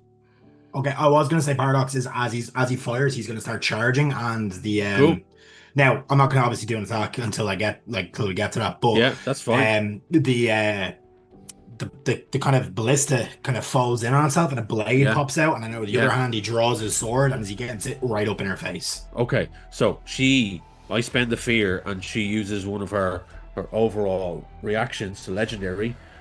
In this space, in this realm that she's in, she has control over the dirt and the rock, and she brings up a shield of shale that forms in front of her, and the energy takes a second and burns and does penetrate, but she takes half that damage. Yep. Okay, so that was 53, wasn't it? So it was. Yep. Oh, quite a lot. Okay. You're rushing towards her. That was with Hope. Who's up next? Who wants to do something else? I'm gonna. Sorry, just go ahead. Go ahead. Ramble has seen that kind of. She's got this staff. She's got that crystal in her chest. As that shale wall goes up, he's running towards her. He basically climbs up it round the side, leaps onto her, and he's going to grapple her to attempt to stop her using the staff and to keep the crystal accessible to everyone else. Okay. So he basically wants to make sure that she can't. She's not incapacitated, but restricted. Are you using any abilities in this moment? Experience, anything like this? I will use my strength. Actually, use my acrobatic to get behind her. So I will burn a hope, and I'll also burn 2 to also just burn through strength of will, just to go through any kind of. So in this moment, which gives me a +6. And you're not attacking; you're grappling in this moment, isn't it? Yeah. And does Ramble have a grapple action or a grapple ability in his? No, I'm just going. This is just pure strength. Okay, so I will need we're going to do a contested strength roll here. Yep. On this one, but you're going to boost it with all of your abilities on your end. Okay. That's what I'm hoping to do. Could I burn a hope to give them the advantage on that because I'm charging in at her? I will say that you could theoretically, if you wish, in this moment, give him advantage if you want, or you could do a tag team where he could use you to leap off because you're charging. It's your call here in this moment, or if you want to just give him advantage on this moment. I need the hope to keep the form up, so it's up to you, Rep. If you want to do the tag team, I haven't got hope. So I'll just burn the thing. Give him the hope. Give him advantage. Yeah. I'll take advantage though if that's going.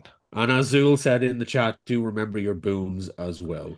Yeah, I'm remembering boons and inspiration, but I will see how I do on the roll first. Okay, here we go. Okay. That's a 30. Hell yeah. And I will boon and prayer die as much as I need to bump that up more if she rolls very well. That beats my 25. And I'm Bramble is built. Bramble has a +7 strength from a net, and his god's domain is strength. And that was with hope, so the spotlight stays with the team. Yeah. So you basically see Ramble dives off, and as the wall comes down, Ramble has got behind her, is holding her arms clear, and is just take her down. Yeah, at that stage, Paradox lets out a roar to the dog to get in there because this is his bag. James, you said you wanted to do something in the moment.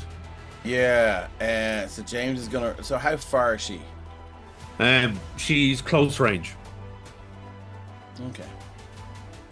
Yeah, James is getting straight in there. He's gonna go. He's just gonna go and start wailing with the rapier. So okay. Wailing with the rapier. Wailing with the rapier. So here we go.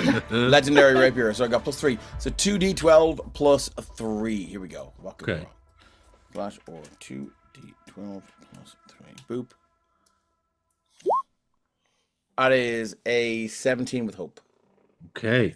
17 with hope to hit, is it? Sorry, is she still vulnerable? She is. This is a different form. Okay, that's fine. So this isn't even her final form. So she's not vulnerable again. So cool. So So that is a 17 with hope. How does that blow your skirt up, Wayne? It does not hit her. She manages to evade that. As you come in with your blade, kind of all the shale kind of kicking up around you, and there's dust and dirt flicking past, and you see Paradox charging in, Ramble leaping up, and it's just so much going on. And when that shield of shale flicks up, your rapier just hits that and skirts off it. And you take some of the tattered remains of her robes with you, but you do not connect your blade. Okay, if there is a tattered remain of the robe, he will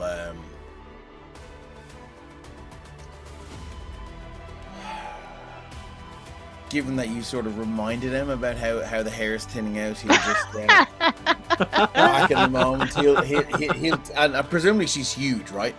She's a good 10, 11 feet tall. So this tattered bit of robe will make a good bandana. He'll just tie it over himself. Yeah. And he's ready to go. The grapple My skirt wouldn't have does caused not any move, sort of thank you very advantage, would much. it Indeed, no. it does not, Dave. have? Okay, just asking because I'm not sure how that works.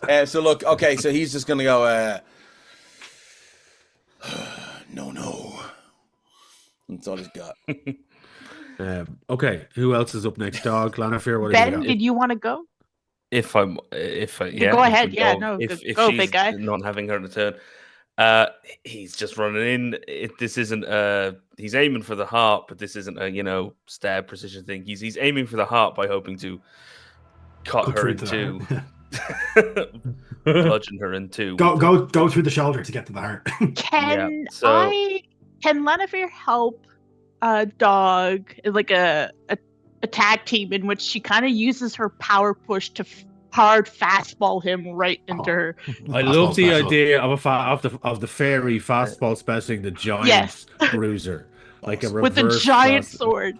I do like that idea. Go on, dog. Give us a Wolverine primal He is scream Got a here. lacrosse. Yeah, he's gonna, you know what? Because I'm a bit like, oh, well, I might see how much damage he does with the first thing and then see if it. I think it's just, he's getting, if he thinks this is his chance, one big swing, everything's going into it. So we might at least get severe. So he is gonna, I am gonna rage up. So this is marks twice. I can mark 2 stress for Get that. into the mosh Just make pit, big sure- man. Yeah. Hell yeah. I'm sorry, but for the attack roll, I have 2 rally die. Can I add that to the attack roll? Yeah. Yeah. I'm gonna expend my two hope into that as Okay. well. Okay. I'm gonna do that, and then I think I'll see how it goes. And whether I need the a boon, but what is that? It's a 21 That's with 21 hope with again. hope. So still with hope. We're all rolling with hope on this one. Yeah, 21 does hit. Hell Okay, yeah. and actually, since I got hope, that gives me 4. So I now have 4 Slayer dice because I can, instead of taking hope, I can turn it into a d6 of damage. So let's use all 4 of those, and so that's plus 46. Is that added to that? It has. Okay. Sorry, I just want to make sure that I've got all this. Yeah. Okay. He's just going straight in then. So, does the rally dice work on damage? I don't think so. Does it? It does. So, On your roll, I think. So there's a moment of chaos here as Dog is flying in. Now, just to clarify, Lannifer, you're not doing the fastball special in this moment, are you? Well, it's on the table. I'm offering if Ben Yeah. wants it because Okay. I still have enough hope to. What? So she yes. was going to allow for to launch Dog at, like Lannifer was going to launch Dog directly at Thane. If it means extra damage, I mean, I can. I have 3 hope as well. That I could. The way a tag team would work is you would both roll and you would take the higher one. So you have Okay. you have double the chance of doing damage in this one. But like you have all the additional dice as well. This is you double the chance of hitting, but you've already hit in this moment.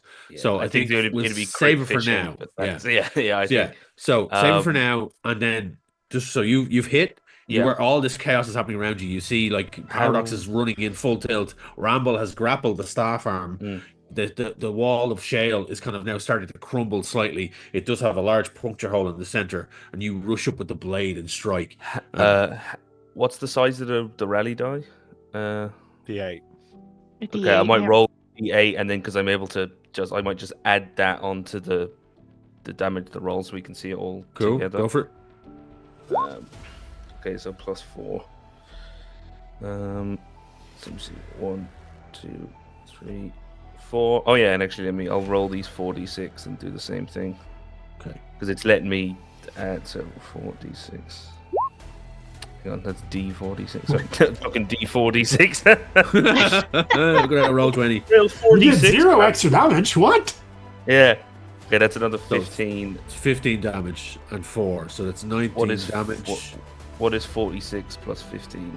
This is my bonus. I haven't rolled damage die yet. 61, yeah. 61. 46 and 15 is 61. Okay, so this is 4d10 plus 61.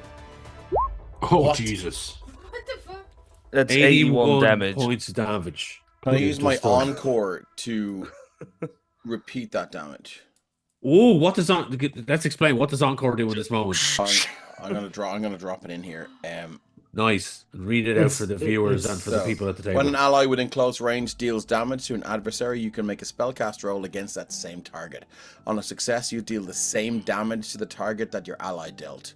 If your spellcast roll succeeds with fear, place this card in your vault. That is fucking unreal. So you have to make a spellcast roll, Christ. That was spellcast the attack time roll. to do it.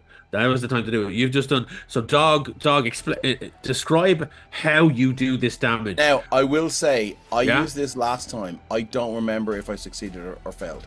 This is a whole new game at this moment. It's a whole new Okay, form. cool. So just It's a for- new battlefield. Let's for go. like transparency, I did want to say Fine. that. It's Okay, fine. good. I appreciate it, but let's You go. also did succeed last time, and it Oh, was. you did actually. I did succeed. Yeah, but you didn't do it with fear, so it was. Okay, cool. Yeah. That's beautiful. So, Dog, describe how you do the damage, and then James, you follow up with the encore. Okay. It's nothing fancy. Seeing the For kind of once, I'm grapple, your support act. There you go. yeah. The heart is on play. Nothing fancy. It's just going in just with a and just bringing the sword, trying to just cut straight into. And you were aiming just- at the heart, weren't you? You were aiming at the chest. Yeah, so just aiming crossways. So, So just I'm gonna cut into the shoulder and just Nice, through. nice. So I'm going to flavor it up as the shale wall falls and large chunks of it kind of start to clump off in the air.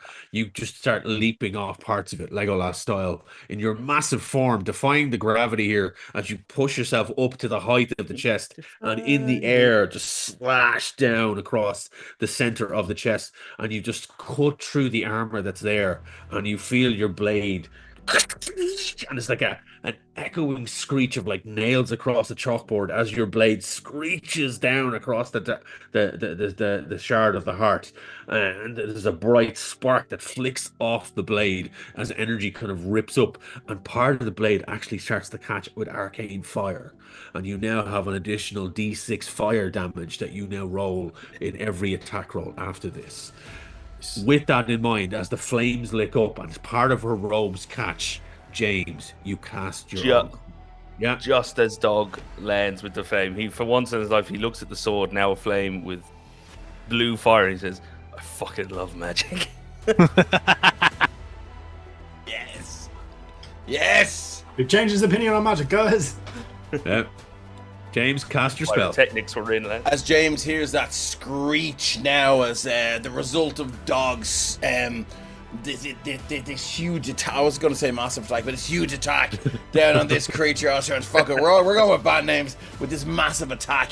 James Was trying to inflict Megadeth. Yeah. James won't like that. No, he won't. He won't. Fucking- Guess you could call him a man of war at this moment. So, as Dog strikes down now with these huge attacks coming down, and it's the screech from this creature that James captures. He pulls out his lute, and it's almost as if the sound hole in the lute captures this sonic energy, and it begins to build inside the lute. And James just pulls up this massive power cord and goes,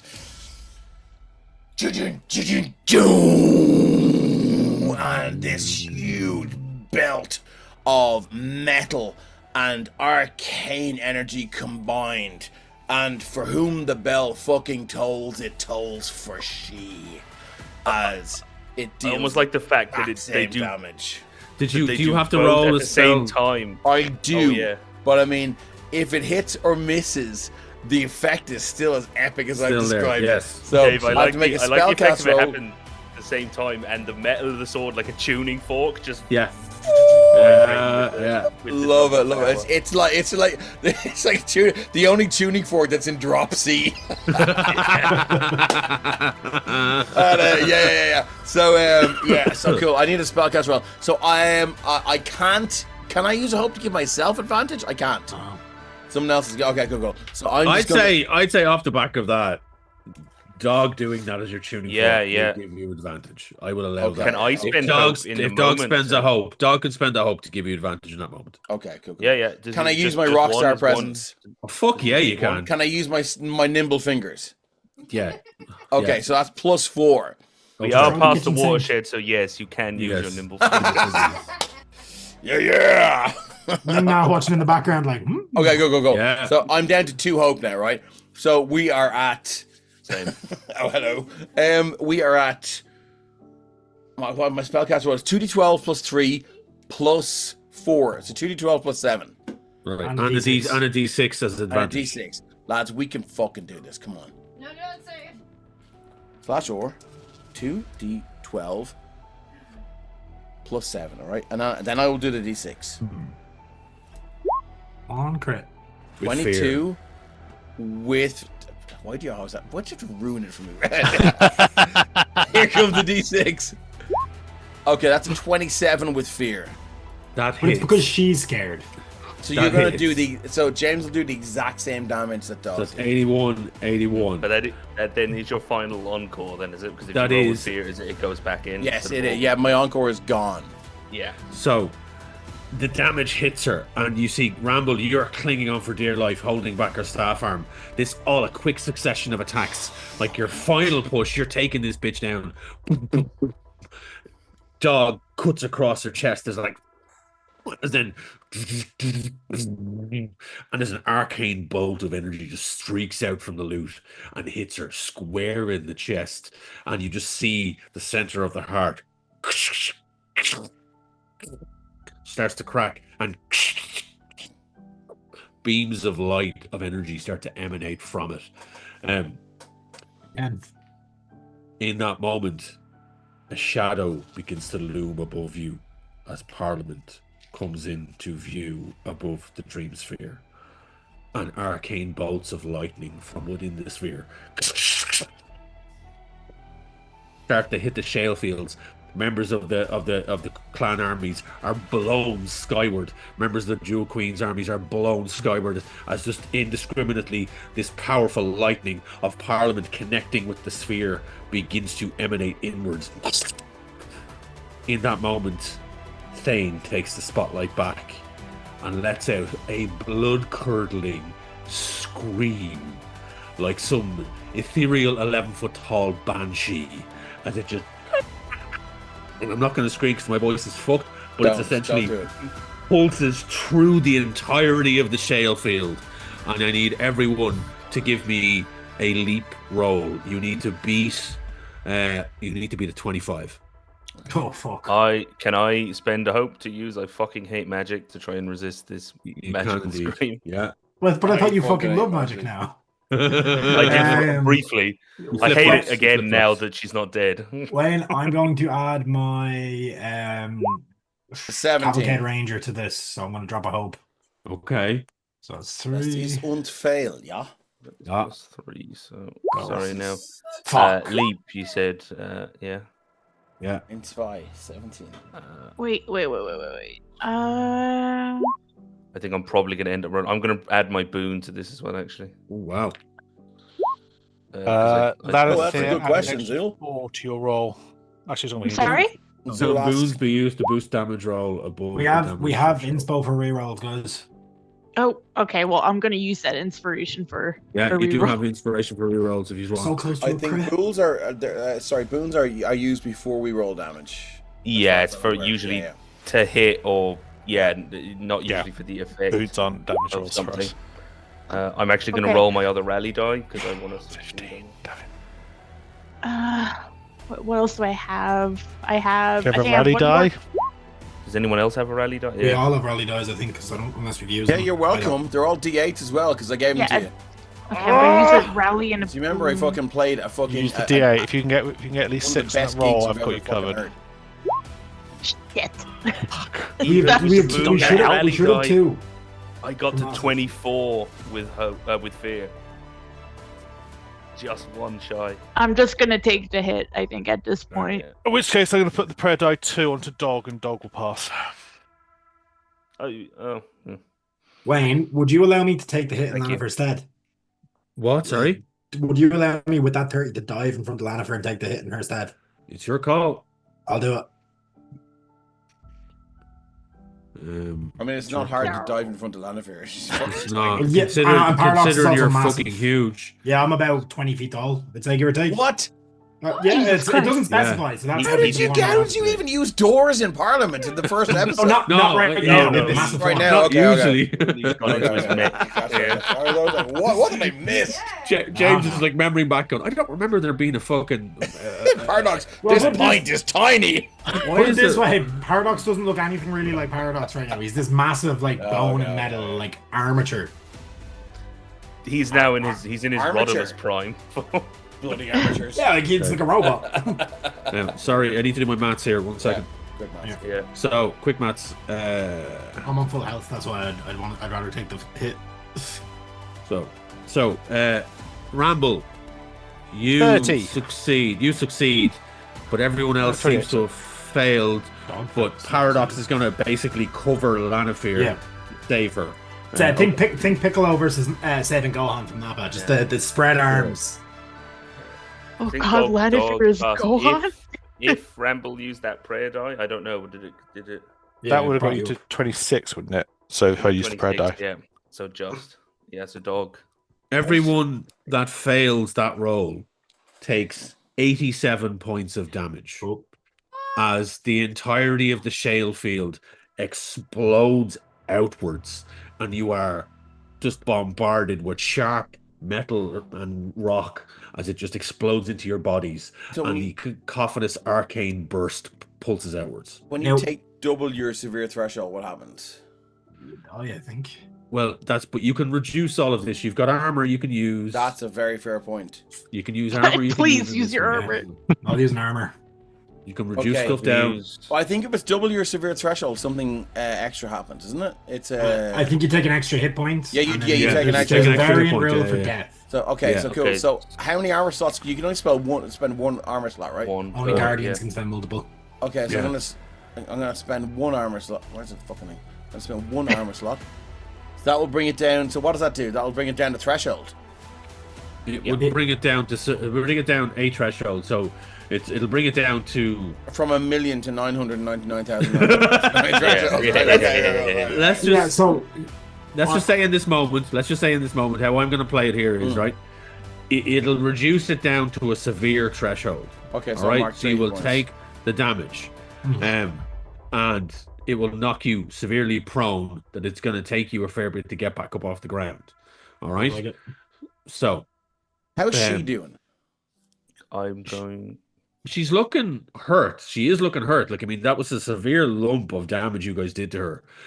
The central of her chest is open. It literally is an open wound, and the shard of the heart is cracked and leaking energy. Since dog is, I'm gonna mark one stress to use get back up. So Yeah. I can mark one stress to if I take severe damage to reduce it by one. Didn't you threshold. pass though, Ben? Oh, Yeah, I you passed. did. Still takes. You passed. Yeah. What did you You get, went- Ben? you- Yeah. Yeah. Oh, yeah. Got Yeah. 26, right? Yeah. 26. Yeah. 26, Yeah. so you Sorry, I passed. forgot. Yeah, you're Um, good. I forgot. Yeah. So you managed to. You're like behind the shield. And you're like, I'm behind her, which is just a shout. So and you just get. You're literally on her. You get. I will say, Ramble. Yeah, You I'll- will I- get thrown off her. At this moment, it's probably not even because you take the full brunt of the damage. You just lose your grip and you get thrown down onto the ground. And you skid into the shale itself. even though I passed. Did you pass? Did you pass? Sorry, Passed. sorry. I rolled a 28. Yeah. If that's the case, then if you passed, I need you to give me another grapple roll to see if you hold on for dear life. Sure. Sorry, you passed. Well done. So there is actually, and it literally, as she screams out, and the lightning kind of blasts down from the sky, from the lip of the dream sphere, and the shadow of Parliament looms large, and those that fell attempt to pick themselves back up off the ground as she stands. Now I still have the spotlight. I'm going to Yeah, I spend rolled an 18 with fear. I don't know if that passed or not. an item I of was fear. fear as well. Mine was fear too. Yours is fear as well. So I'm gonna roll a contested roll there. I rolled a 2 on that, so you do get to hold on. Okay. But I take the fear, and I'm gonna hold on to the spotlight for now. She is going to raise her staff in the air. You're still holding on to it, but she's going to contestedly raise her staff and try to raise the staff. And Okay. she is going to cast a spell. So if there's any way okay. I can influence that roll, I'd love to. I will say roll a d6 for me, and I'm going to subtract that from the actual spellcast roll. Okay.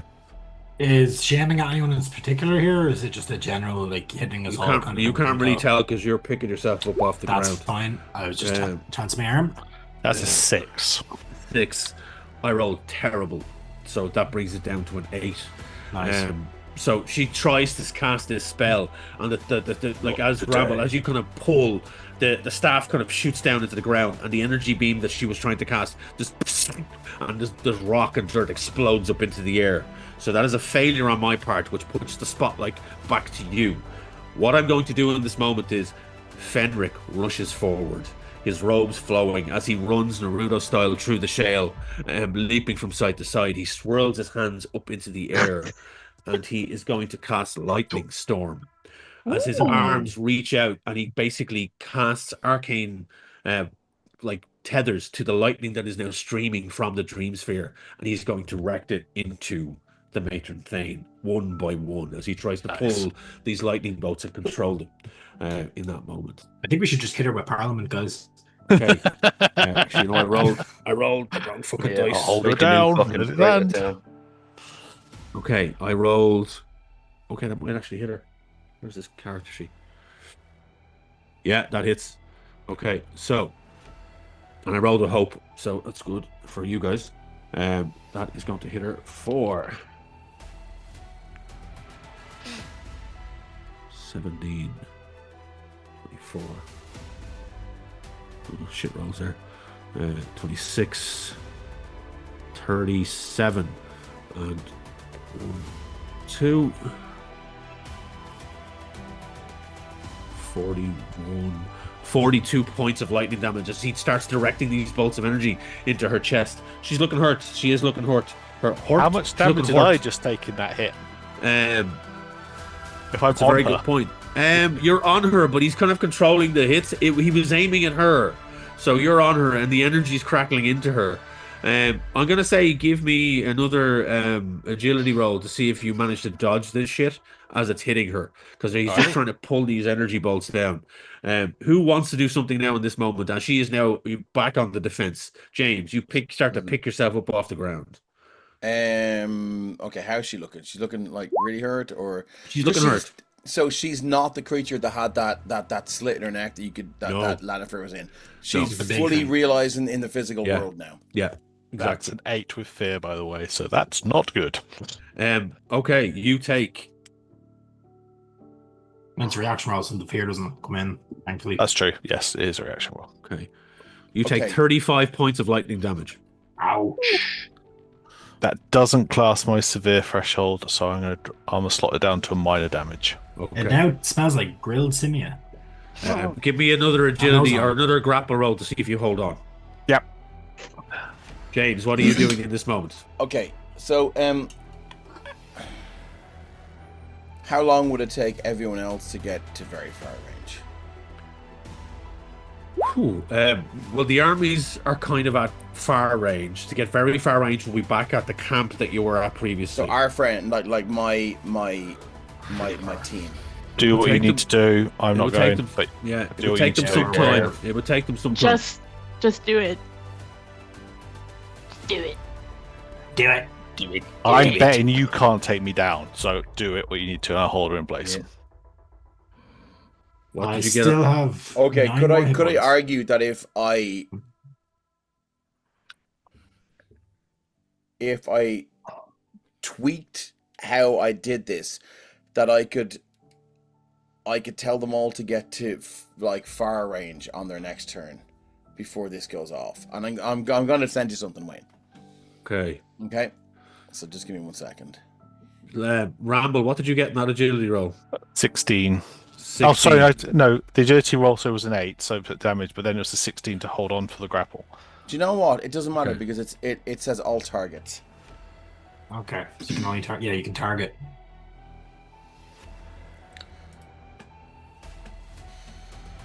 Where did you send? Did you send something to me? No, James? it's cool. It's cool because like it says targets. Okay. So it doesn't matter. So James is gonna run up and he's gonna. Okay, he's gonna try and grapple her. Okay. But whether he gets it or not, he's still gonna hang on. And this is his. You always were an asshole, Gorman. And he's gonna climb on top of her and drop his star drop, which deals 8d20 physical. Wait, does that make damage me Gorman? God damn it. to all 8d20. targets? To all targets within the very far range. It's a star drop. It's consumable. I'm gonna click it in there.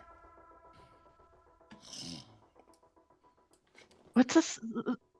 Star drop? He's dropping a star on her. That is what I. That's the Nice. item that I picked when we left the place.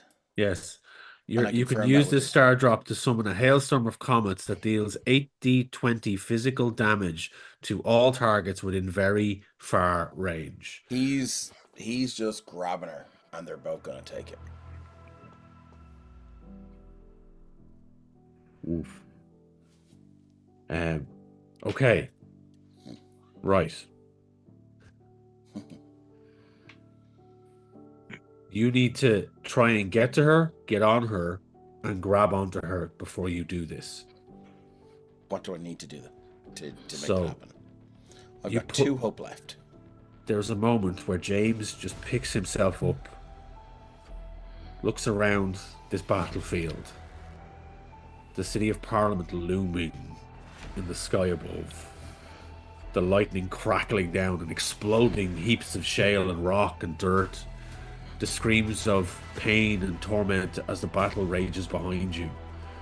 You reach into your satchel and pull out that star-shaped medallion that has that crystal at the center. And you look at Matron Thane.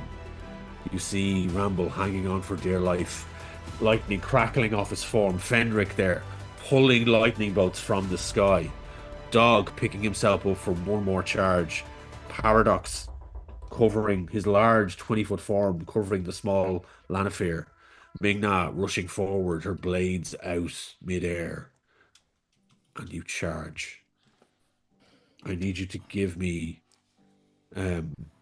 it's an agility here, so you're going to give me a leap roll, a sprint and a leap roll. So you can Both. do sprint first, for you to get there. Okay. And then If give me anyone a leap. has any luck, please throw it my way. So could- it's at sorry, this Hope. moment you could all start to chime in on this and start helping in some way, whether Yeah. Paradox picks him up and fucks him, or Yeah, Dog lets him I leap off the will shield. I was gonna say leap off the I was gonna say Yeah. spend a hope, bounce on the tower shield. Okay. Yeah. Okay. I'll help for the leap.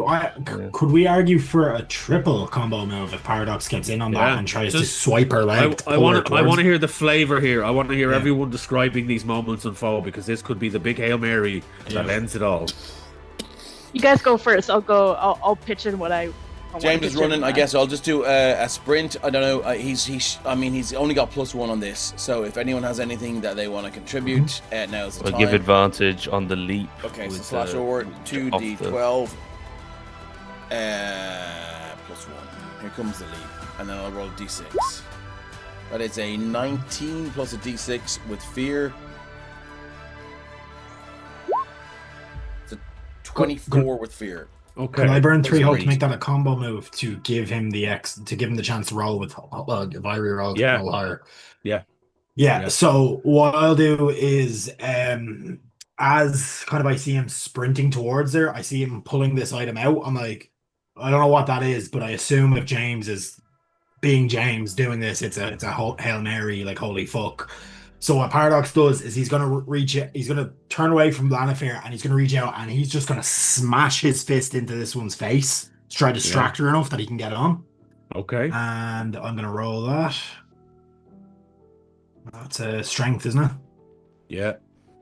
That's 3. And I'm going to burn a hope to use my... I'm going to argue expert tracker for the accuracy of the hit. Like, I'm used to being quite accurate. Okay. So I'll burn all my hope. So as this happens, I'm going to drop out of the form as a hitter. Yeah. It's +4. I'm going to use both my rally die on this as well. So I'll add the 2d8s. Please be hope. Nah, it's 17. But I'll roll 2d8s.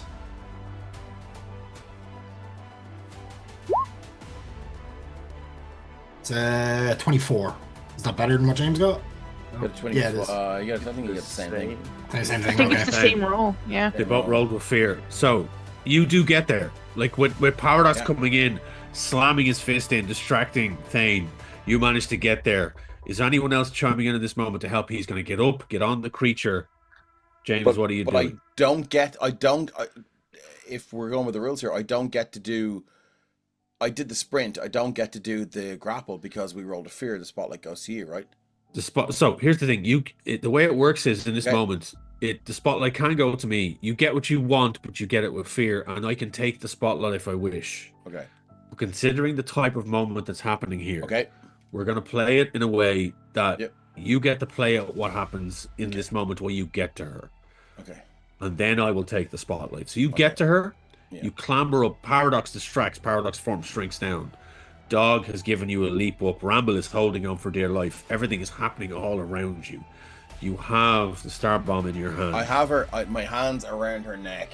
Yeah. And it's just, this thing's going into her mouth, and the hand's going to clamp over it. And he's going to go... It's creeping death, motherfucker. It's time to fade to black. And that's it. And he's just gonna drop the fucking star bomb on the two of them. Okay. I'll take the spotlight in this moment, and I'm going to spend fear.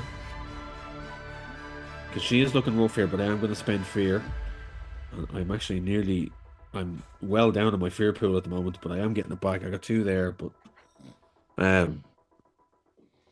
as the star bomb goes to detonate, her free hand is there, and she reaches up and she grabs Paradox.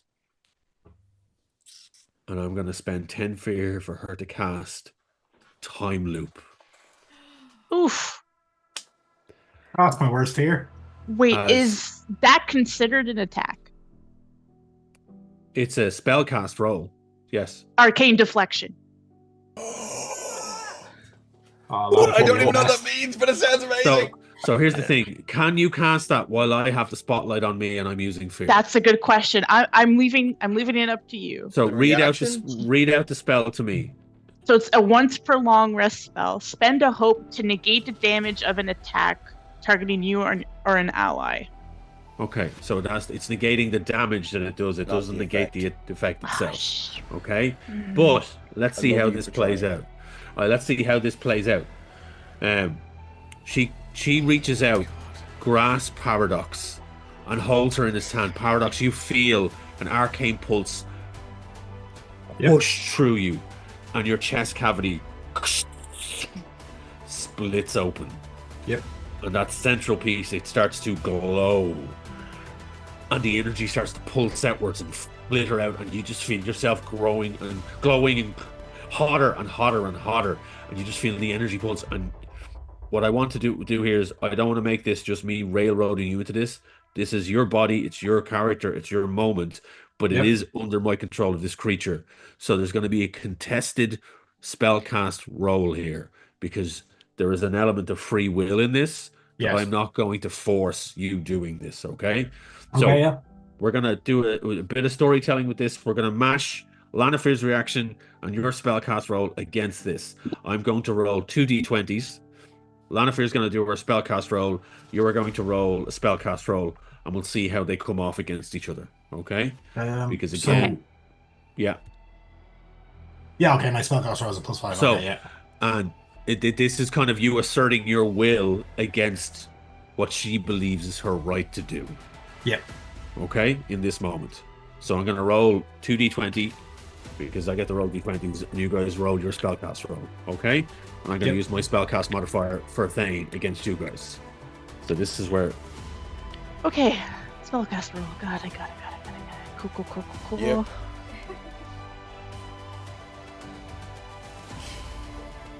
Okay.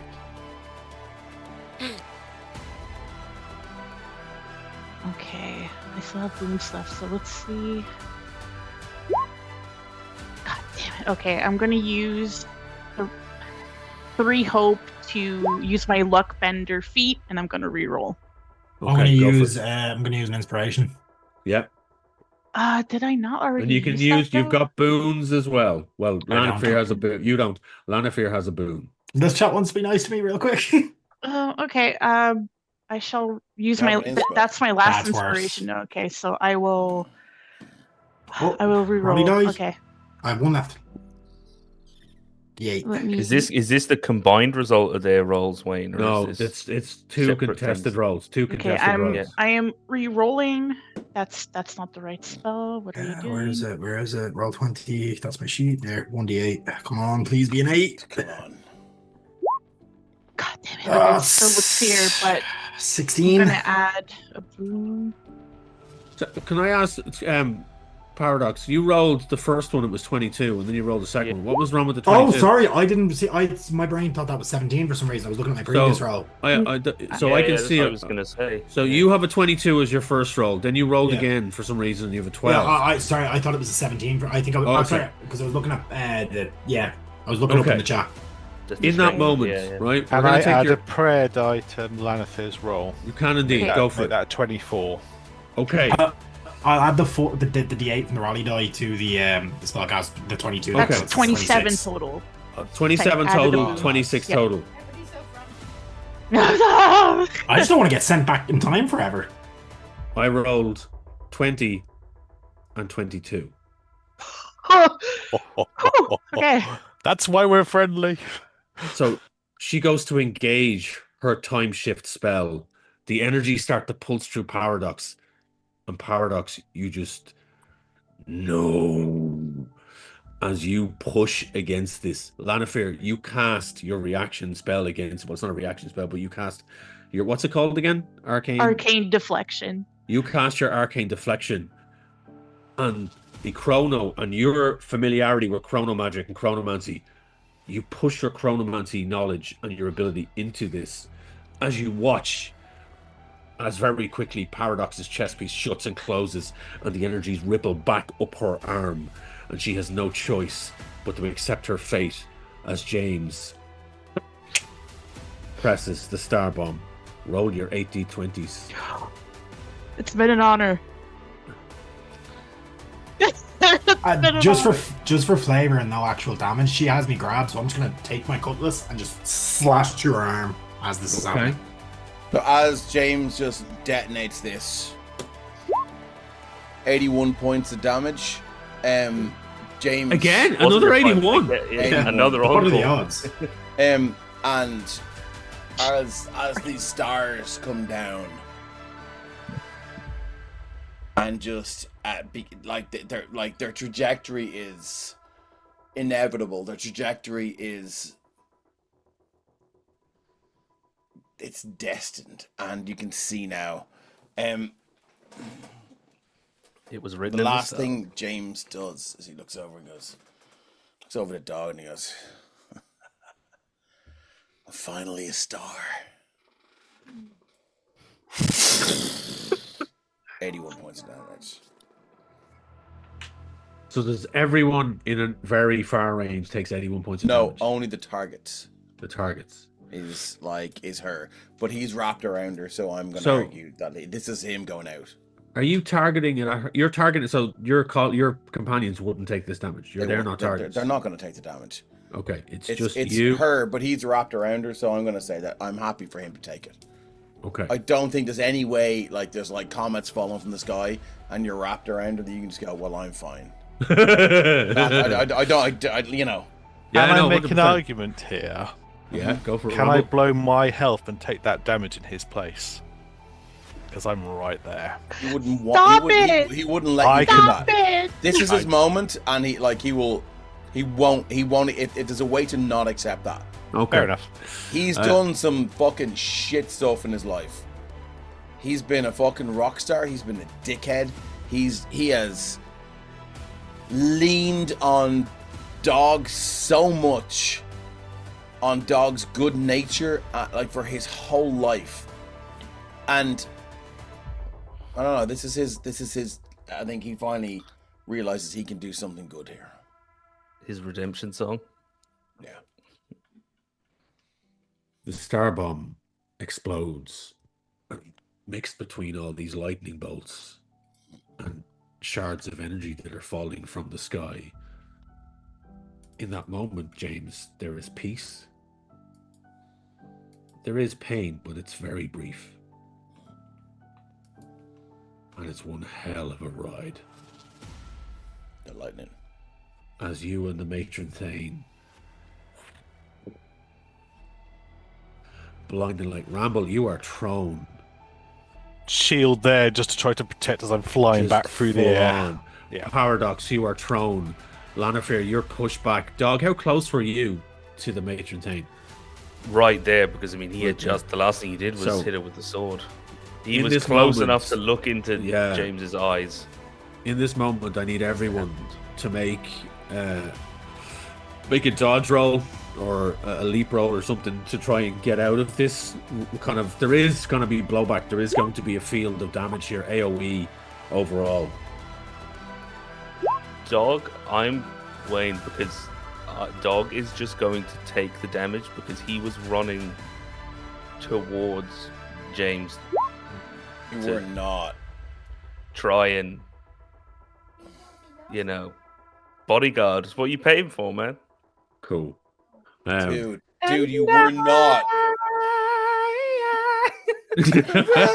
Always love you. Oh god, we're terrible singers. We're fucking shit singers. Oh my god. It's alright. I can Nobody survive clip 81 that. damage. if it's Nobody only- clip that. Fucking nobody Too clip late. that. Too late. Honestly, Someone's Jack, gonna clip that Everyone now. clip that. Clip that Everyone now, clip that. and we will be putting it on the Everyone clip that. socials.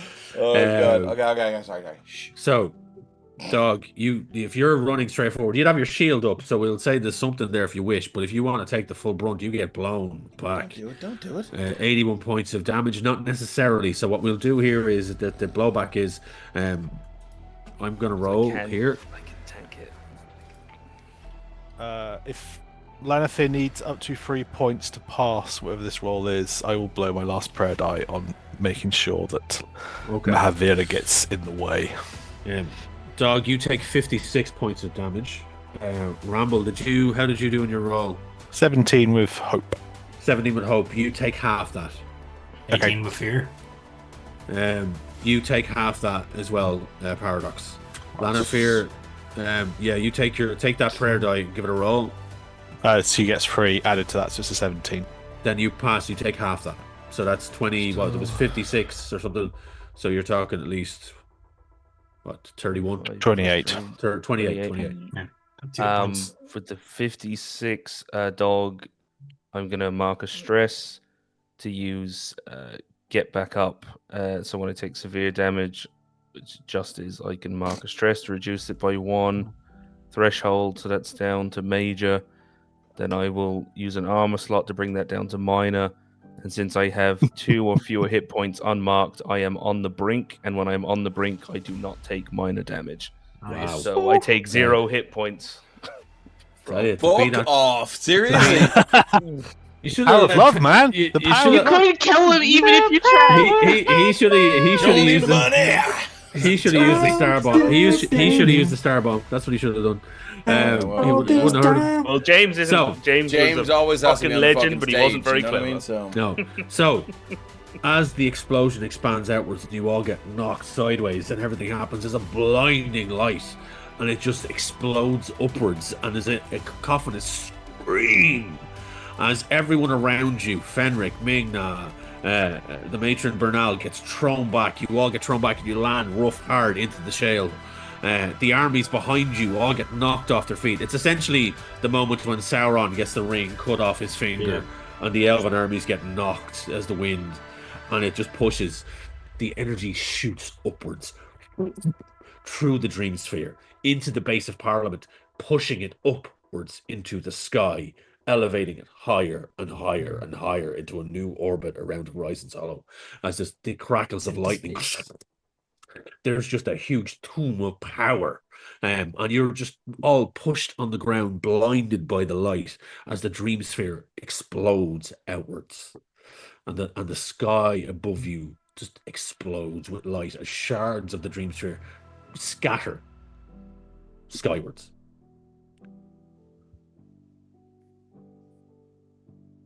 It all kind of fades into a whiteness. And you see ash, burnt ash and rock, and flicks of flame falling like soft snow.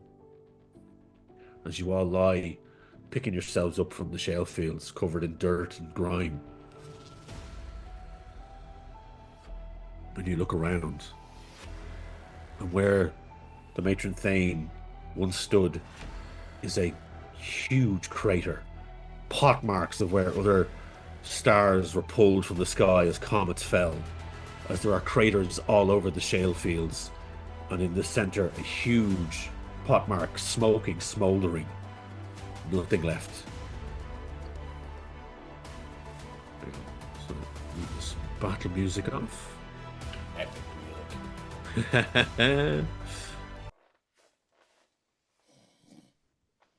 And as you slowly pick yourselves up, with the realization dawning on you that James made the ultimate sacrifice to take down the Matron Thane, and if you were all starting to move towards this crater of where she stood with him straddling her back and shoving the star bomb down her throat, you just make out in the center of the crater a sliver of a shard of crystal, glowing gold, just in the bottom of it, pulsating with light. Paradox would like to make his way towards that sliver and then stomp on it. Paradox, you move in, you bring your foot down, your heel of your boot into it, and there's an explosion of energy, and it kind of pushes you back a bit, and you land on your back, and your foot takes damage. Straight up, you take, cocked, 18, 24 points of damage as the arcane energy just up your leg. Mark an armor slot as the arm, like the casing around his arm is just blown clean off. That's just the underlying mechanics now. Yeah, can still stand on it, but and there's like a strange silence in this time as flecks of flame and burnt embers are flickering through the air. You all stare at what was the crater where Thane, the Matron Thane, with James straddling her, met their end. What are the group doing?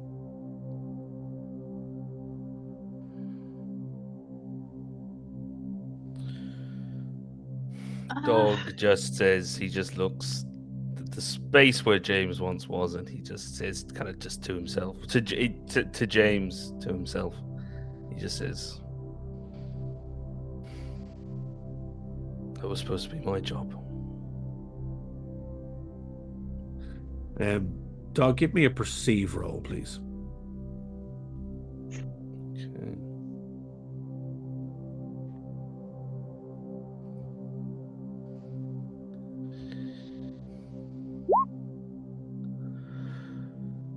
There's a 13 with hope. You're kind of focusing on the crater, and then just off to your right, something bright kind of flashes like a spark or a surge of electricity. Just kind of buried underneath some shale rock. I'm going. Brush things aside. Investigate what it is. You start to move the rock from side to side.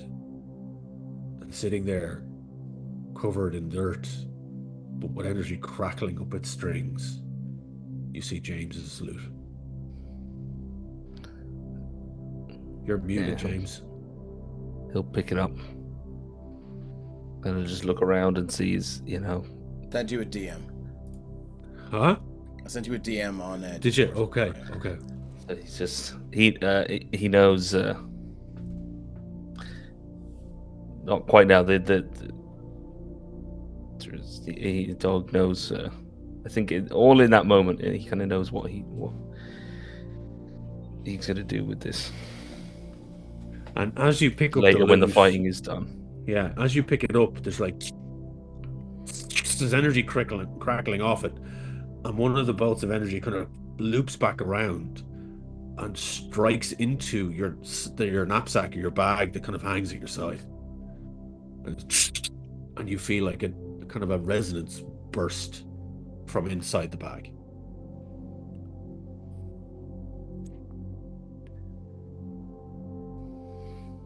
go for the open up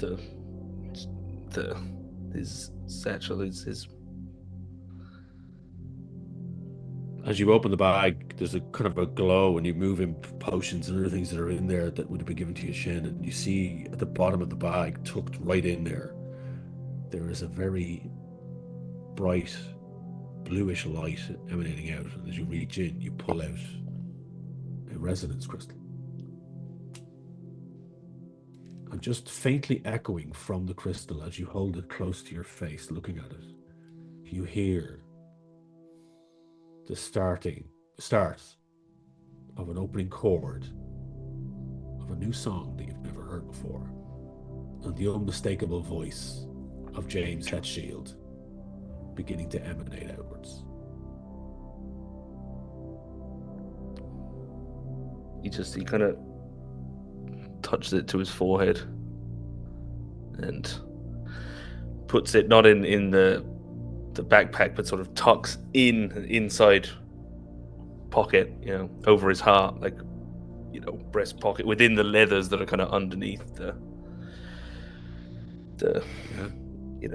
armor.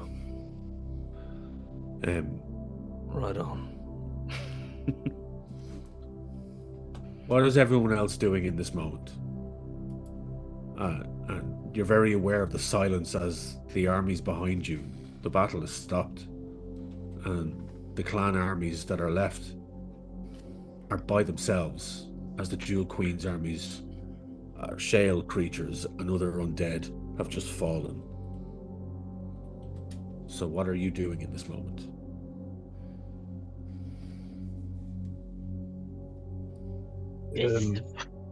Good question. I think Lanifear's instinctual reaction is to kind of brush off the dust on her wings and Ash and sort of fly over the field to see if she can't find Ramble, as the last thing she saw before this massive explosion and burst of light was just Ramble flying off into the distance.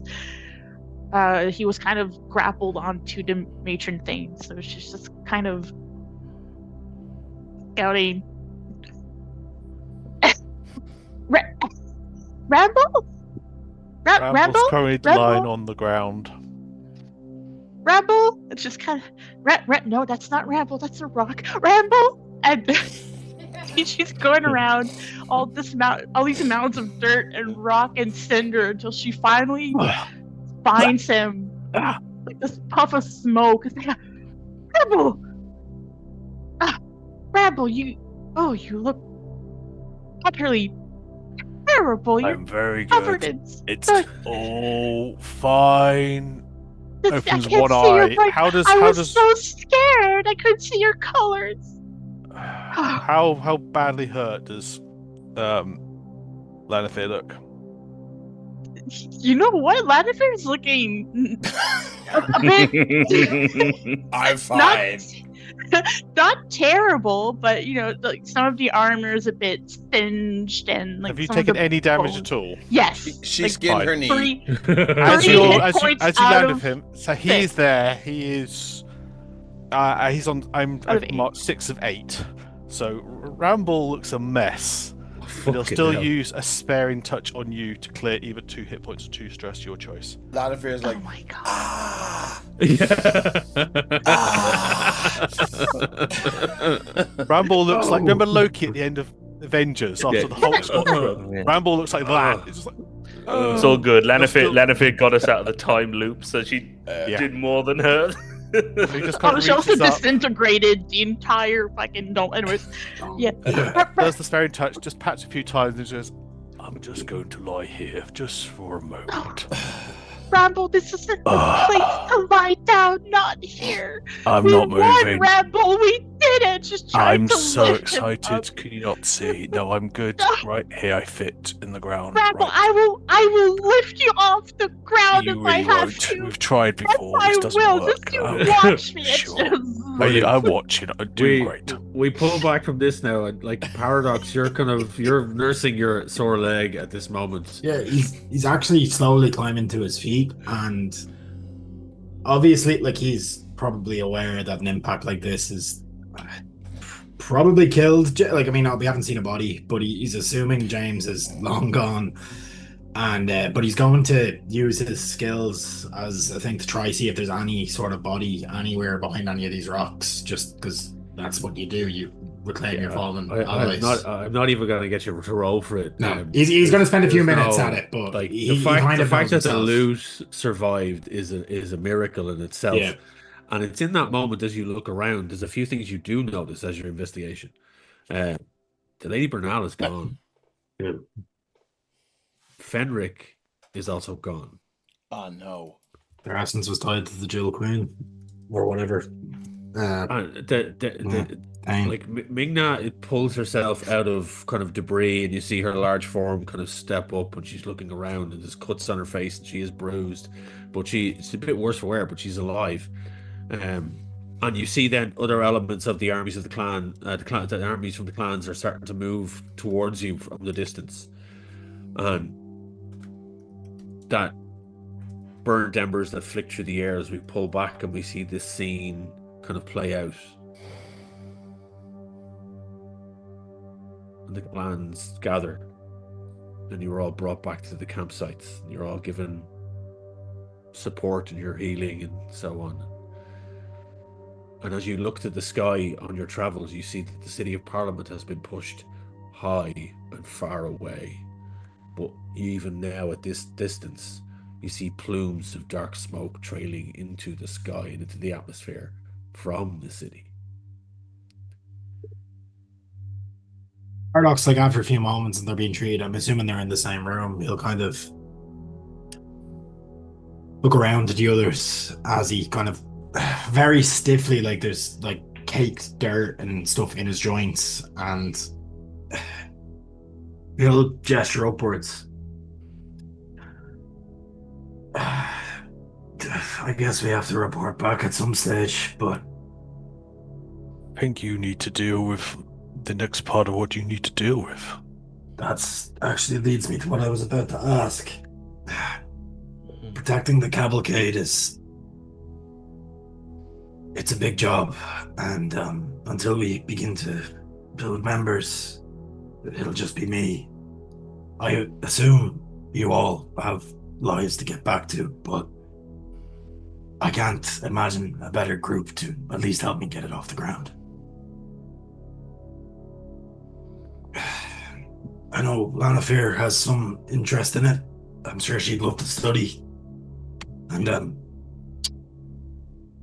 I mean, Dog, I don't know what you have going on, but you're a hell of a warrior, and I'd be honored to have you at my side, at least for a short time. And kind of I think because James would appreciate the joke, Dog says, well, I'm a bodyguard, and I'm gonna need a new boss. And As well as that of my travels, I think I know just the place to memorialize him. And he's talking about the horns. Yeah, that is Dog is Yeah. yeah. Dog has plans. You're muted, For the- James.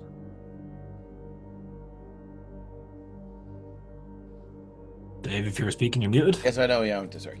Yeah, that's where you learn to play. So Yeah, exactly. Well, yeah, and like that's where he's from as well. So it's more of it looks like a fucking metal thing sticking out, so that's where Paradox is even coming from. But And as this conversation unfolds, you hear the mewling of the Zook just outside the tent, getting packed up and getting ready to be moved on and go to their next kind of destination. And over time, the clans start to disperse. But there is one thing that's here: the Dream Sphere has been shattered. that's what I was about to ask. That realm is now opened. The shard of the heart that sat at its center, that kept the Dream Sphere contained, has been broken. There is jagged shapes of a broken globe that sits atop of it, but there's a huge hole in it now. And already the arcane energies are spilling out into the world, changing the surrounding environments. What did we do? We are going to fast forward 6 months. I want to ask each of you in turn where you would find yourselves 6 months down the line following the events of the Battle of the Sphere. We will start with Lanafir. No pressure. No pressure. I think with Paradox's offer, understandably, she would give some of her time and effort into helping him care for the Zook and getting that cavalcade off the ground again. But given the absolute destruction and ecological disaster that was the total arcane destruction of the Glass Heart and the star drop, I think she would split her time between the Zooks and then trying to study the effects of like the arcane exhaust affecting the environment, but also trying to rebuild like the greenery, the flora, along with like the rest of the clans that were contained within the Dream Sphere. So she's kind of doing ecological work, wildlife work, but also helping Paradox wherever she can. So with that in mind, Lanafir, after returning to Parliament, after the travels that you've had, the newly formed council, Parliament was nearly destroyed, and the council that was no longer exists. It became very obvious very quickly that the Heart Blessed, which they are now more commonly called by the residents of Parliament because of the aid they gave them during the disaster and the attack of the Bright Eyes, which is what these creatures became to be known as. Mikhail Bernardo was given a place on the council. He was given a seat at the table, and the council was rebuilt. And Lanafir was given funding to build outposts near the penetration points of the Dream Sphere, where the arcane leaks were happening and where the energies spilled out. And the clans were brought into it.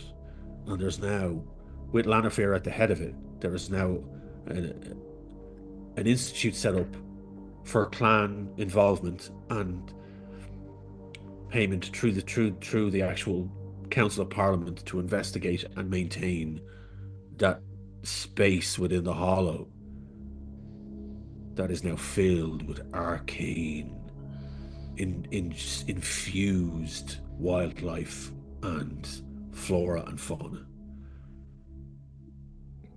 And the new track of the Zook and the cavalcade that is growing and spreading encapsulates part of that. And that is when you chime in with Paradox and the rest of the cavalcade as they move through here. And it had the cavalcade now has members of the clans that join at different intervals as it travels through here, as they kind of do an internship with it as it moves through. And it has brought new challenges and new parts of your life to you, and investigatory pieces that you are relishing in, and new things, new discoveries that are both dangerous but also beneficial to the Hollow as a whole. Parliament has been rebuilt, more hopeful, more inclusive, more of a shining beacon that hangs in the sky above the Hollow. And that is your part in it for now. And with that in mind, trailing off what Lannifer is doing, what has Ramble been up to for 6 months following the Battle of the Sphere?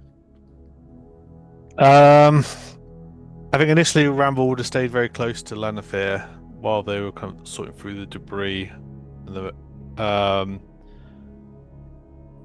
He obviously is still around a lot. He's helping out as and when he can do, but he's spending a little more time now headed home. There's still the clan fighting that needs resolving. We need to align all the peninsula now that the world is literally changing before us. So he's probably with Lannifer 2 months out of 3, but 1 month he is back home and he's working his way through the districts, and he is now attempting to bring them all together. And not with as a that, leader, but as a facilitator. And there is there's now a kind of a strange diplomacy as part of your role as a protector, that you feel that you're responsible for all of this, and the elements of time you spent with Lannifer, traveling with her, traveling with the cavalcade when you do in that short period of time, and then eventually as it's looped its way around back to, because the cavalcade now travels further afield, out into the realm of the Hollow, covering more landscapes, investigating and discovering new places that are new, that have never been traveled in before. But it loops back around to your homestead, and that's when you chime in with them and start to build relationships and try to put an end to the wars, an end to the battles. Yeah. Approach it from a point of view of peace, and utilize your newfound skills and abilities, because you are all still level 10. You did not drop down when the sphere was destroyed. We're basically God, yo. And Ramble becomes known as partial diplomat, partial warrior, an ambassador for your people out in the world, but also I'm a Jedi monk, y'all. full on. Not to be trifled with, you gain respect on all sides, and the warriors that are against your clan do speak your name in reverence, but also the attempt to bridge that gap has begun, and who knows what may bring in the future. Dog, what has happened with you 6 months in? So, after the, doing a stint, obviously with the Jouk, with the cavalcade, we all helped to get that, kind of back up on its many insectoid feet. Dog has entered something of a new enterprise for himself, in which, assuming she's was amenable to it, has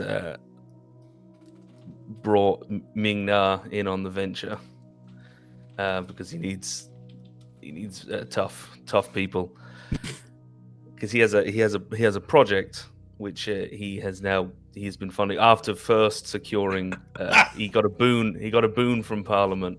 He was asked for a certain basically a plot of land, a certain plot of land that I think we all know what plot of land. As Paradox said, the horns,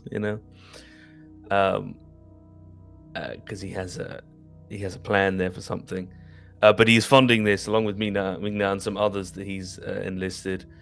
He's getting the funds by being a thorn in the side of the Circle, attacking their criminal operations, not handing it over to the cops. He's taking them down, taking their blood money, because he has, what he wants to do is for all of the kids like him who were lost, abandoned, chewed up by the system, tossed aside by an indifferent society, that were then scooped up by bad actors like the Circle. Dog has plans for an orphanage on the site, but it's going to be famous for teaching the kids music, to play music, and that there's more to life than misery and than struggle. And even if it is miserable, and even if it is a struggle, there's music. And there's going to be a pride of place for that resonance crystal. And there's one last thing, even before they started plans on the orphanage itself, and Ming-Na could not wrap her head around it, questioning why wouldn't stone just be, it's much more practical. You're spending so much money, all of the money that we've stolen from these criminal bastards, all just on a headstone, and made entirely of mithril. And he says, you wouldn't get it. Said if you'd known him long enough, known him like you should have, you'd get it. And then there is a pure mithril headstone, ostentatious as fuck, not subtle, not simple or elegant. Fucking in your face. James Hetfield, a star. All in the Metallica font, I hope. Oh, of course. Yeah. That resonance crystal that you discovered in your bag is a full new acoustic album that James recorded the night before the final battle that he slipped into your bag. So is there anything in particular you would do with that as a tribute? Release it out to the world, free on all streaming platforms. Oh, he's turning in his fucking grave right now. You mother- No. Actually, I would say that's another avenue. If he could secure the rights to Mithralica's back catalogue, the royalties would fund the orphanage, the music program. The orphanage. I think in a very in honor of his death, the album is it James Hetfield unplugged. I think in a very Love Actually way, James would have sort of left all the rights to everything from Mithralica to Dog. Okay. So if James had survived this, it would have been like Love Actually would have been like, I got an invitation deal of Elton John's pie. Why didn't you go? Turns out the only thing I'm missing in my life is you. And he would have just ended up back in their flat watching like old videos of Metallica with Dog. So everything James has been left to Dog. And even though he doesn't, even if he didn't need the money, even if all of the royalties would cover it, he's still smashing up the Circle. Turns out you're the love of my fucking life. And with that, you built the orphanage, you released the album, Dog, but then word gets to you over your own. Because 6 months down the line, this is it's probably not, but the foundation is set. Sure, you're building up a reputation for yourself, and you've heard on the grapevine because you're building your own network, former Circle members, and you do manage to recruit Ven Latour, that Inferni that you met in Parliament. She came to you saying, "Look, I believe in what you're doing," because she led the charge with the Circle's forces during the attack on Parliament, and she saw the good they did, and she joins forces with you. So you have her, and you've got Ming-Na, and you start to take on the Circle, and that is your quest. For the foreseeable future. Just one last word for James. It is, as Dog thinks quietly to himself, he's like, "See, James, now I'm the one with the groupies." He's not tapping onto Ming-Na. He still considers it. That's your check out stream of the aftermath in our Discord where I dropped a gift. And as kind of James stands there, not James, as Dog stands there looking at the Devil's Fork, looking at the foundations of the orphanage getting built, you see off in the distance, just coming over the crest of the hill, On their annual circle, you see the Zook of the cavalcade. Paradox, what have you been doing for the last 6 months? Yeah, so he's been busy, to say the least. The first thing he was doing was he met with the Nomad clan, well, not the Nomad clans, but the Zook clan. They Yeah. probably brought some of them on as well that were willing Okay. now that the circle was open for the Dream Sphere. Like some of them probably came along board. The one that he spoke to that told him about the like the history. He's Yeah. probably brought her on. I think it was her on as his kind of his right hand. Yeah. And he's been getting involved in pretty much everything in that sense. He's the cavalcade under his, I suppose, leadership, temporary leadership, might I add. He will hand over the reins eventually. He's not a leader. That's not who he is. And they're less passive in what they do. They help a lot more along the lands, restoring the destruction. You know, when they stop in near a town for certain periods of time, the members, they're craftsmen. He's taking on some of the best craftsmen that were maybe put out of home in Parliament as their homes were destroyed, that were willing, came on board to help rebuild the carriages, you know, to help rebuild buildings that were destroyed by the plank growth. When he comes back around to say Ramble's place, he's getting right in there, helping with the peace talks, because using the name of the cavalcade as they're well respected. He's you know, when it gets the dog, like around the dog, you know, if there's word that there's circle nonsense going on nearby, he tags along and he helps them put them down.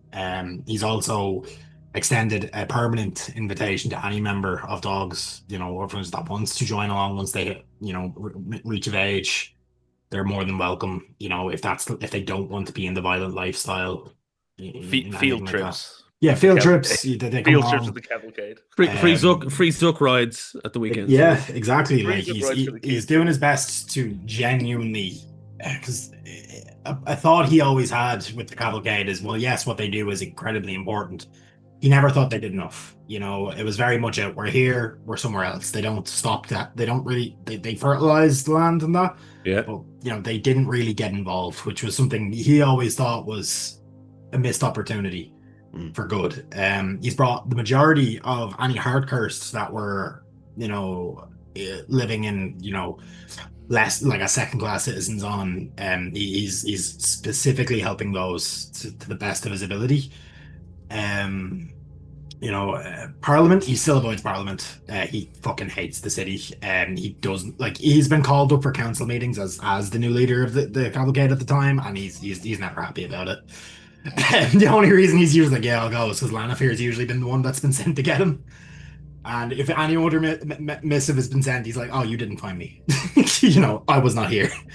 And then after maybe 4 months, he hands the reins down to that member of the Zook clan as you take on leadership. You know infinitely more about the Zook than I do. You know, Paradox never really spent a huge amount of time with the actual carriage. He was always off scouting ahead, looking for dangers, stopping any potential threats on the road, and he kind of resumes that, but he also travels a lot himself, you know, exploring the new places. He is a wayfinder. That's what he is. He spends a lot of time in the remnants of the Dream Sphere, you know, picking through the ruins, trying to find out more about how this came to be. If he finds any, you know, remnants of supporters of the Jewel Queen, people who may attempt stuff similar, he's putting a stop to that. You know, it's kind of his thing. He becomes kind of known, I suppose, without tooting his horn, it's kind of a figure of legend in that sense. Like if Paradox shows up, he's kind of whispered. People people don't really believe he's real, kind of thing. He's becomes kind of sort of a myth after a while. Obviously the people know, but he's very much out on his own, doing his own thing, while obviously very frequently checking back in with the cavalcade. He's probably gotten some sort of sending stone type thing, and yeah. So it's in that moment that you say goodbye to the cavalcade one last time, as you stand on the crest of a hill looking down as it moves into a valley, and the lush green fields around it that have blossomed over the last 6 months because the cavalcade have now come back into existence, and the Zook are moving through the land once more. And after the first 6 months, they're making their first rotation. And it's on that rotation that you visited all these places, and you disembark just on the cusp of a hill that leads into a camp that Lanafir now sits in, waiting to investigate a section of the dream, so you haven't been there before. Because she has informed you that she found an amulet belonged to one of the blood priests that you saw reanimating dead corpses with resonance crystals. And you're here to investigate that. And as you turn and look to the setting suns and look over and see the cavalcade disappear off into the distance off the horizon, and you see Parliament floating in the sky, the moon starting to come out, the amber of the sunset falling on the ocean, and you turn, wrap your cloak around you, and head down the hill towards Lanafir's camp to meet your friend one more time. That is where we're going to end our Daggerheart campaign here on the Emerald Collective. Thank you, Wayne. And Wayne, what a game. Guys, we actually finished. Yeah. Finished the game. Yeah. Hey, we Wayne, finished games. Wayne, welcome to the GMs who finished the campaign club. Take a bow. It's just me and you, buddy. Many bows. Thank you very much to all. Yes. If I might just say, that was a masterclass on like It on was how beautiful. how to create an engaging and exciting and just So thanks, Wayne, for making us all look bad. Like Jesus, Right? yeah, thanks, Wayne, Thanks for having me. for like breaking our hearts and for just Yeah, thanks for the emotional damage. telling such an amazing story. It was like amazing, and we would love to continue this story. They're all on a YouTube, Lady of Vengeance. So if you want to pop over to our YouTube, you can find episode 1 is us learning. I think we're on beta rules. Yeah. Yeah, Well, we're all like, beta oh rules, yeah, yeah. we know how this works, and like the full run wasn't Yeah, so, fully published yet. Yeah. Yeah. it wasn't even out. So yeah, No. but I think me and Wayne are going to cook up something Daggerheart related. That might be And also the world of Horizons Hollow, as we kind of discussed, cooking back, especially new developments. What is going to happen with the dreams? Yeah. Yeah.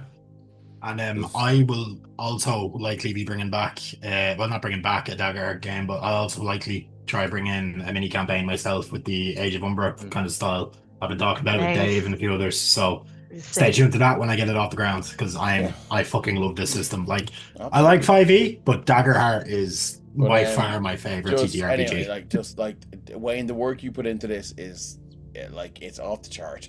The lore you poured into this, off the fucking chart. The art, everything was art beautiful. was amazing. Like, Yeah, I'm just very sorry I didn't have time to do any new art for the end because I really wanted to, but you know, like honestly, really the last thing I want to hear out of you is I'm sorry I didn't have time. I didn't do enough. Like, are you kidding? Created like a fucking like a micro fucking universe of adventure and pain and engagement. It was like, and again, like the thing I love about when we invite GMs onto EC is that I get like we all like I'm a GM, Rep's a GM, Ben's a GM, I'm sure Kat, you're a GM, I am character a GM.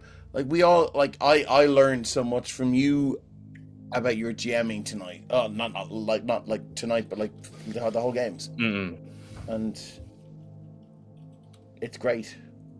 And that's the whole thing about like having GMs on here and having people on. Yeah, it's great. No, I really appreciate it. Thanks for giving me the platform and letting me run with it. Like, and thank you all for being so engaging and getting into it. Oh yeah, here's the art. Look. That's the only one I still have on there. And I'd like to say, I think I speak for all of us here when I say, Wayne, you are always welcome to come back at any point. I appreciate that. Thank you. The sooner the better. Honestly. Where can the chat find you when you're not showing us the masterclass in this? I'm sure other people masterclass.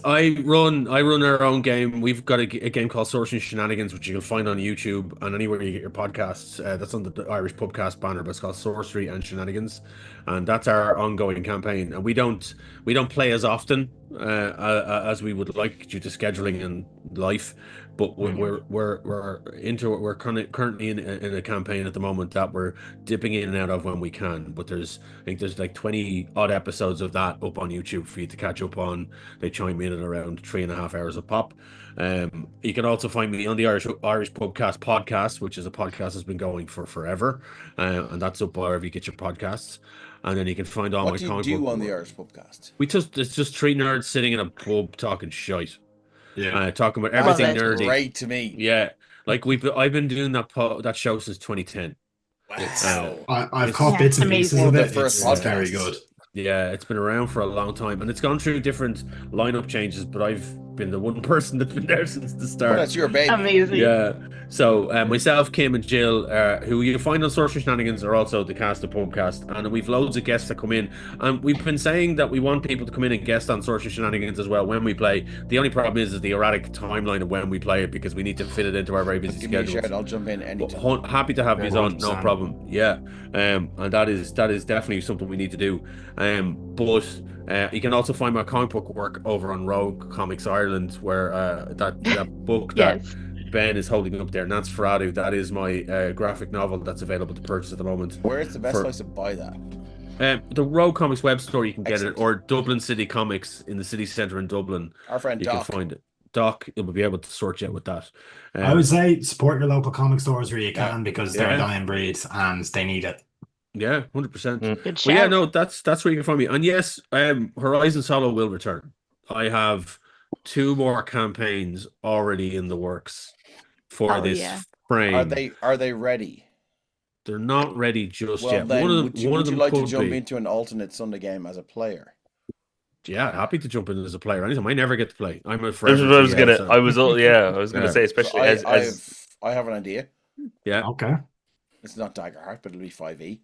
that's fine. I can do something alternate Sundays if you want to jump in. Yeah, happy to jump in and jump in. Like I might not always be able to play on a Sunday, but I'll be able to play every now and again. Jump in, but like fill in and jump in as a guest for a couple of episodes, no problem whatsoever. Well, no, it would be like a kind of a short Little campaign. mini like campaign. this. Yeah, happy to jump in. Love Yeah. to play as a little campaign. I've got a plethora of characters that I've always wanted to play that I've been building. Of course. and like everyone Every does GM that they never has get it. to Like play. every player or DM.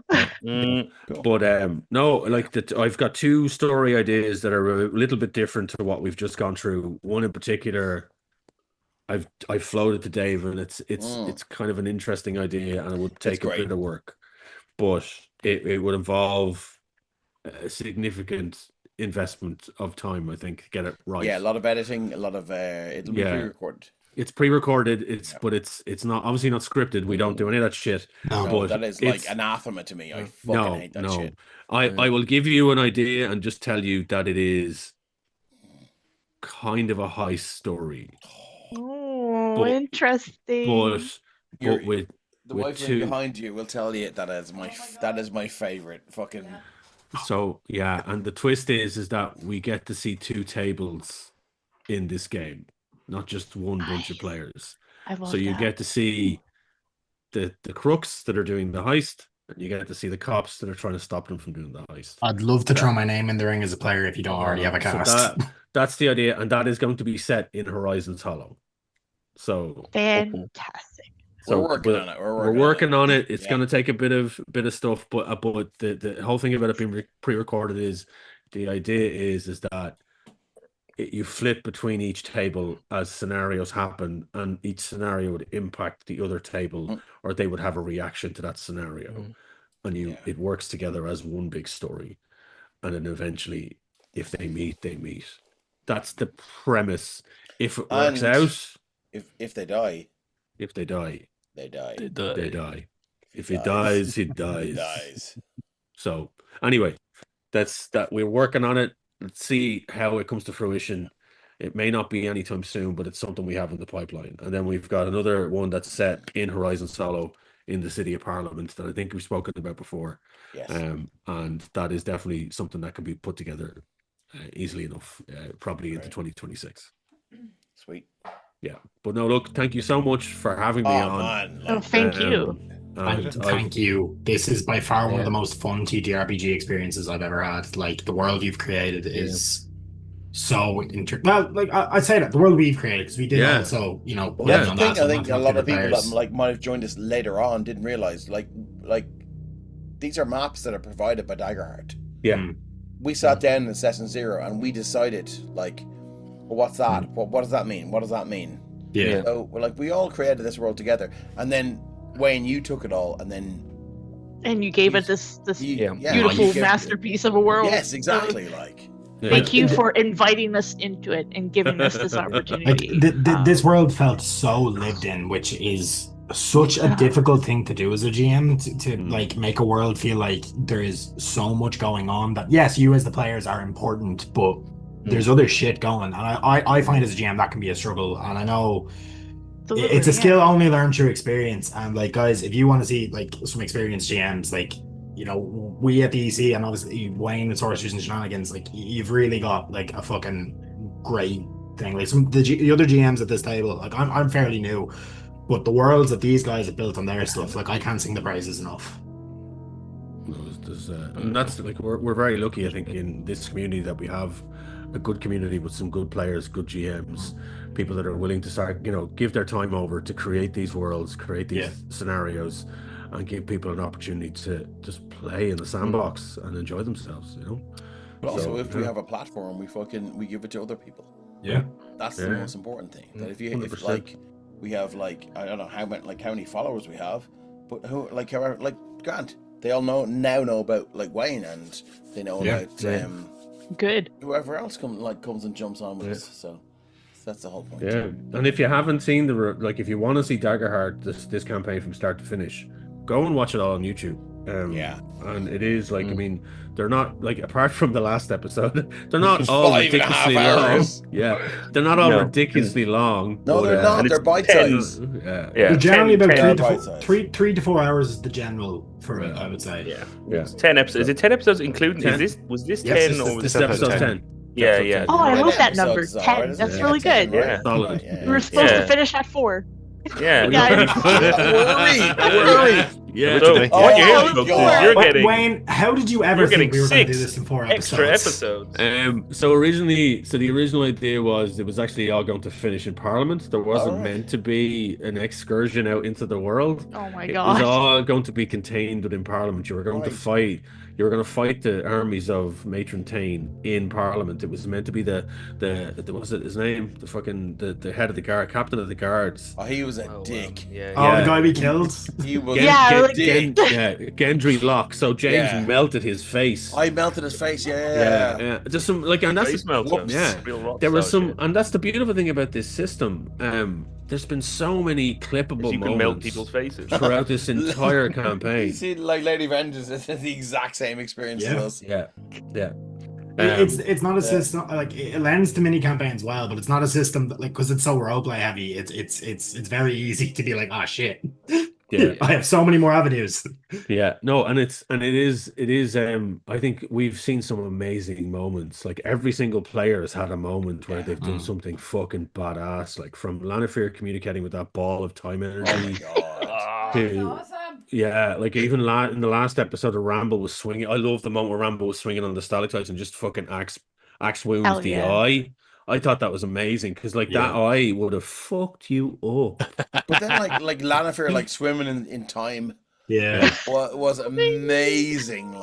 And my personal favorite thing was that we had no idea whether James was secretly going to turn into a villain or not. For the first half, I was convinced we were going to have to kill James. I'm not going to lie to you. He was leading that way. He willingly took that deal.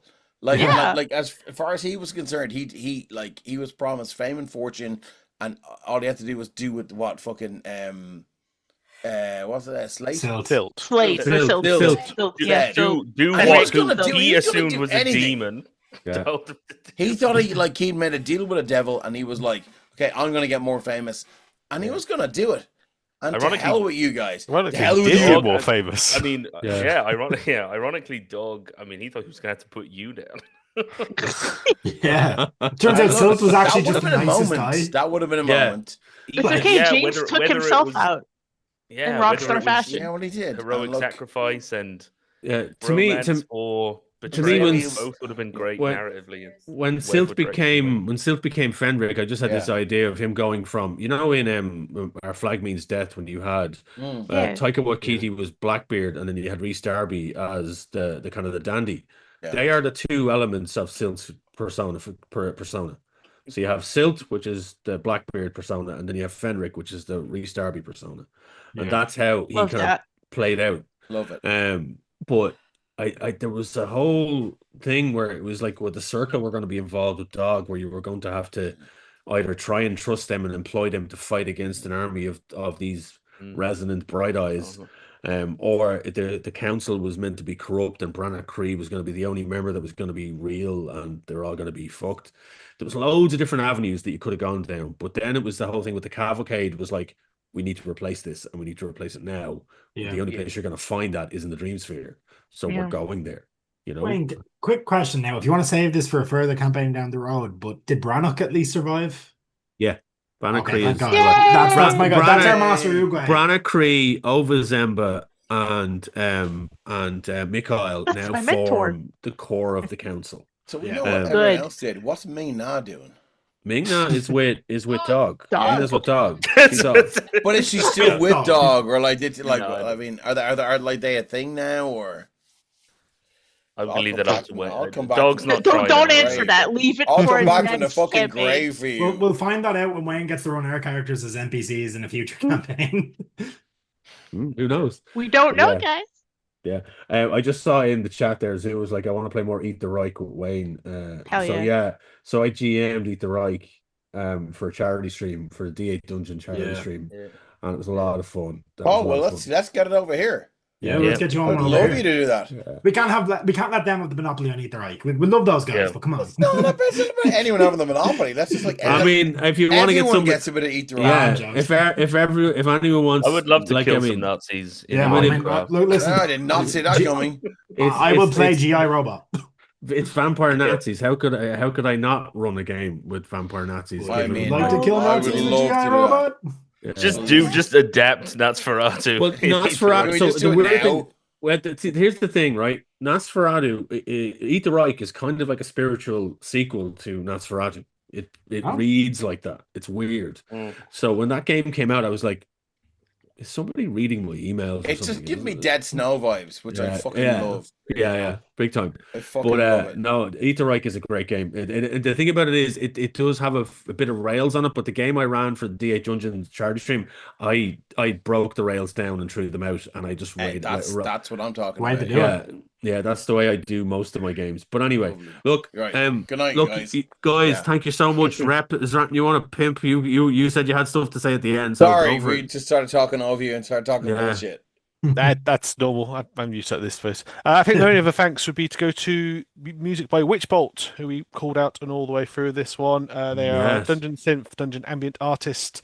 You can find them on Instagram and YouTube at Witchbolt Music or Bandcamp as Witchbolt1, and they even have an itch.io site. So if you enjoy the music, and it was great, you can find them all there. I think we'll do thanks as well to It's a Map, who's been our techno mistress for this entire campaign. There she is. You'll see her in the background. Down there somewhere is a tip the Technomancer bar. So please tap that to buy a coffee so she can cope with all the shenanigans we put her through. If you want to see more of us, the next thing we've got with us is on Tuesday, where Carrick is back with Arcane Adventures in Andromedus. With the Ward Guard patrol decimated and Arthur left kneeling atop the pile of corpses. How will the party react to his patron's display of power?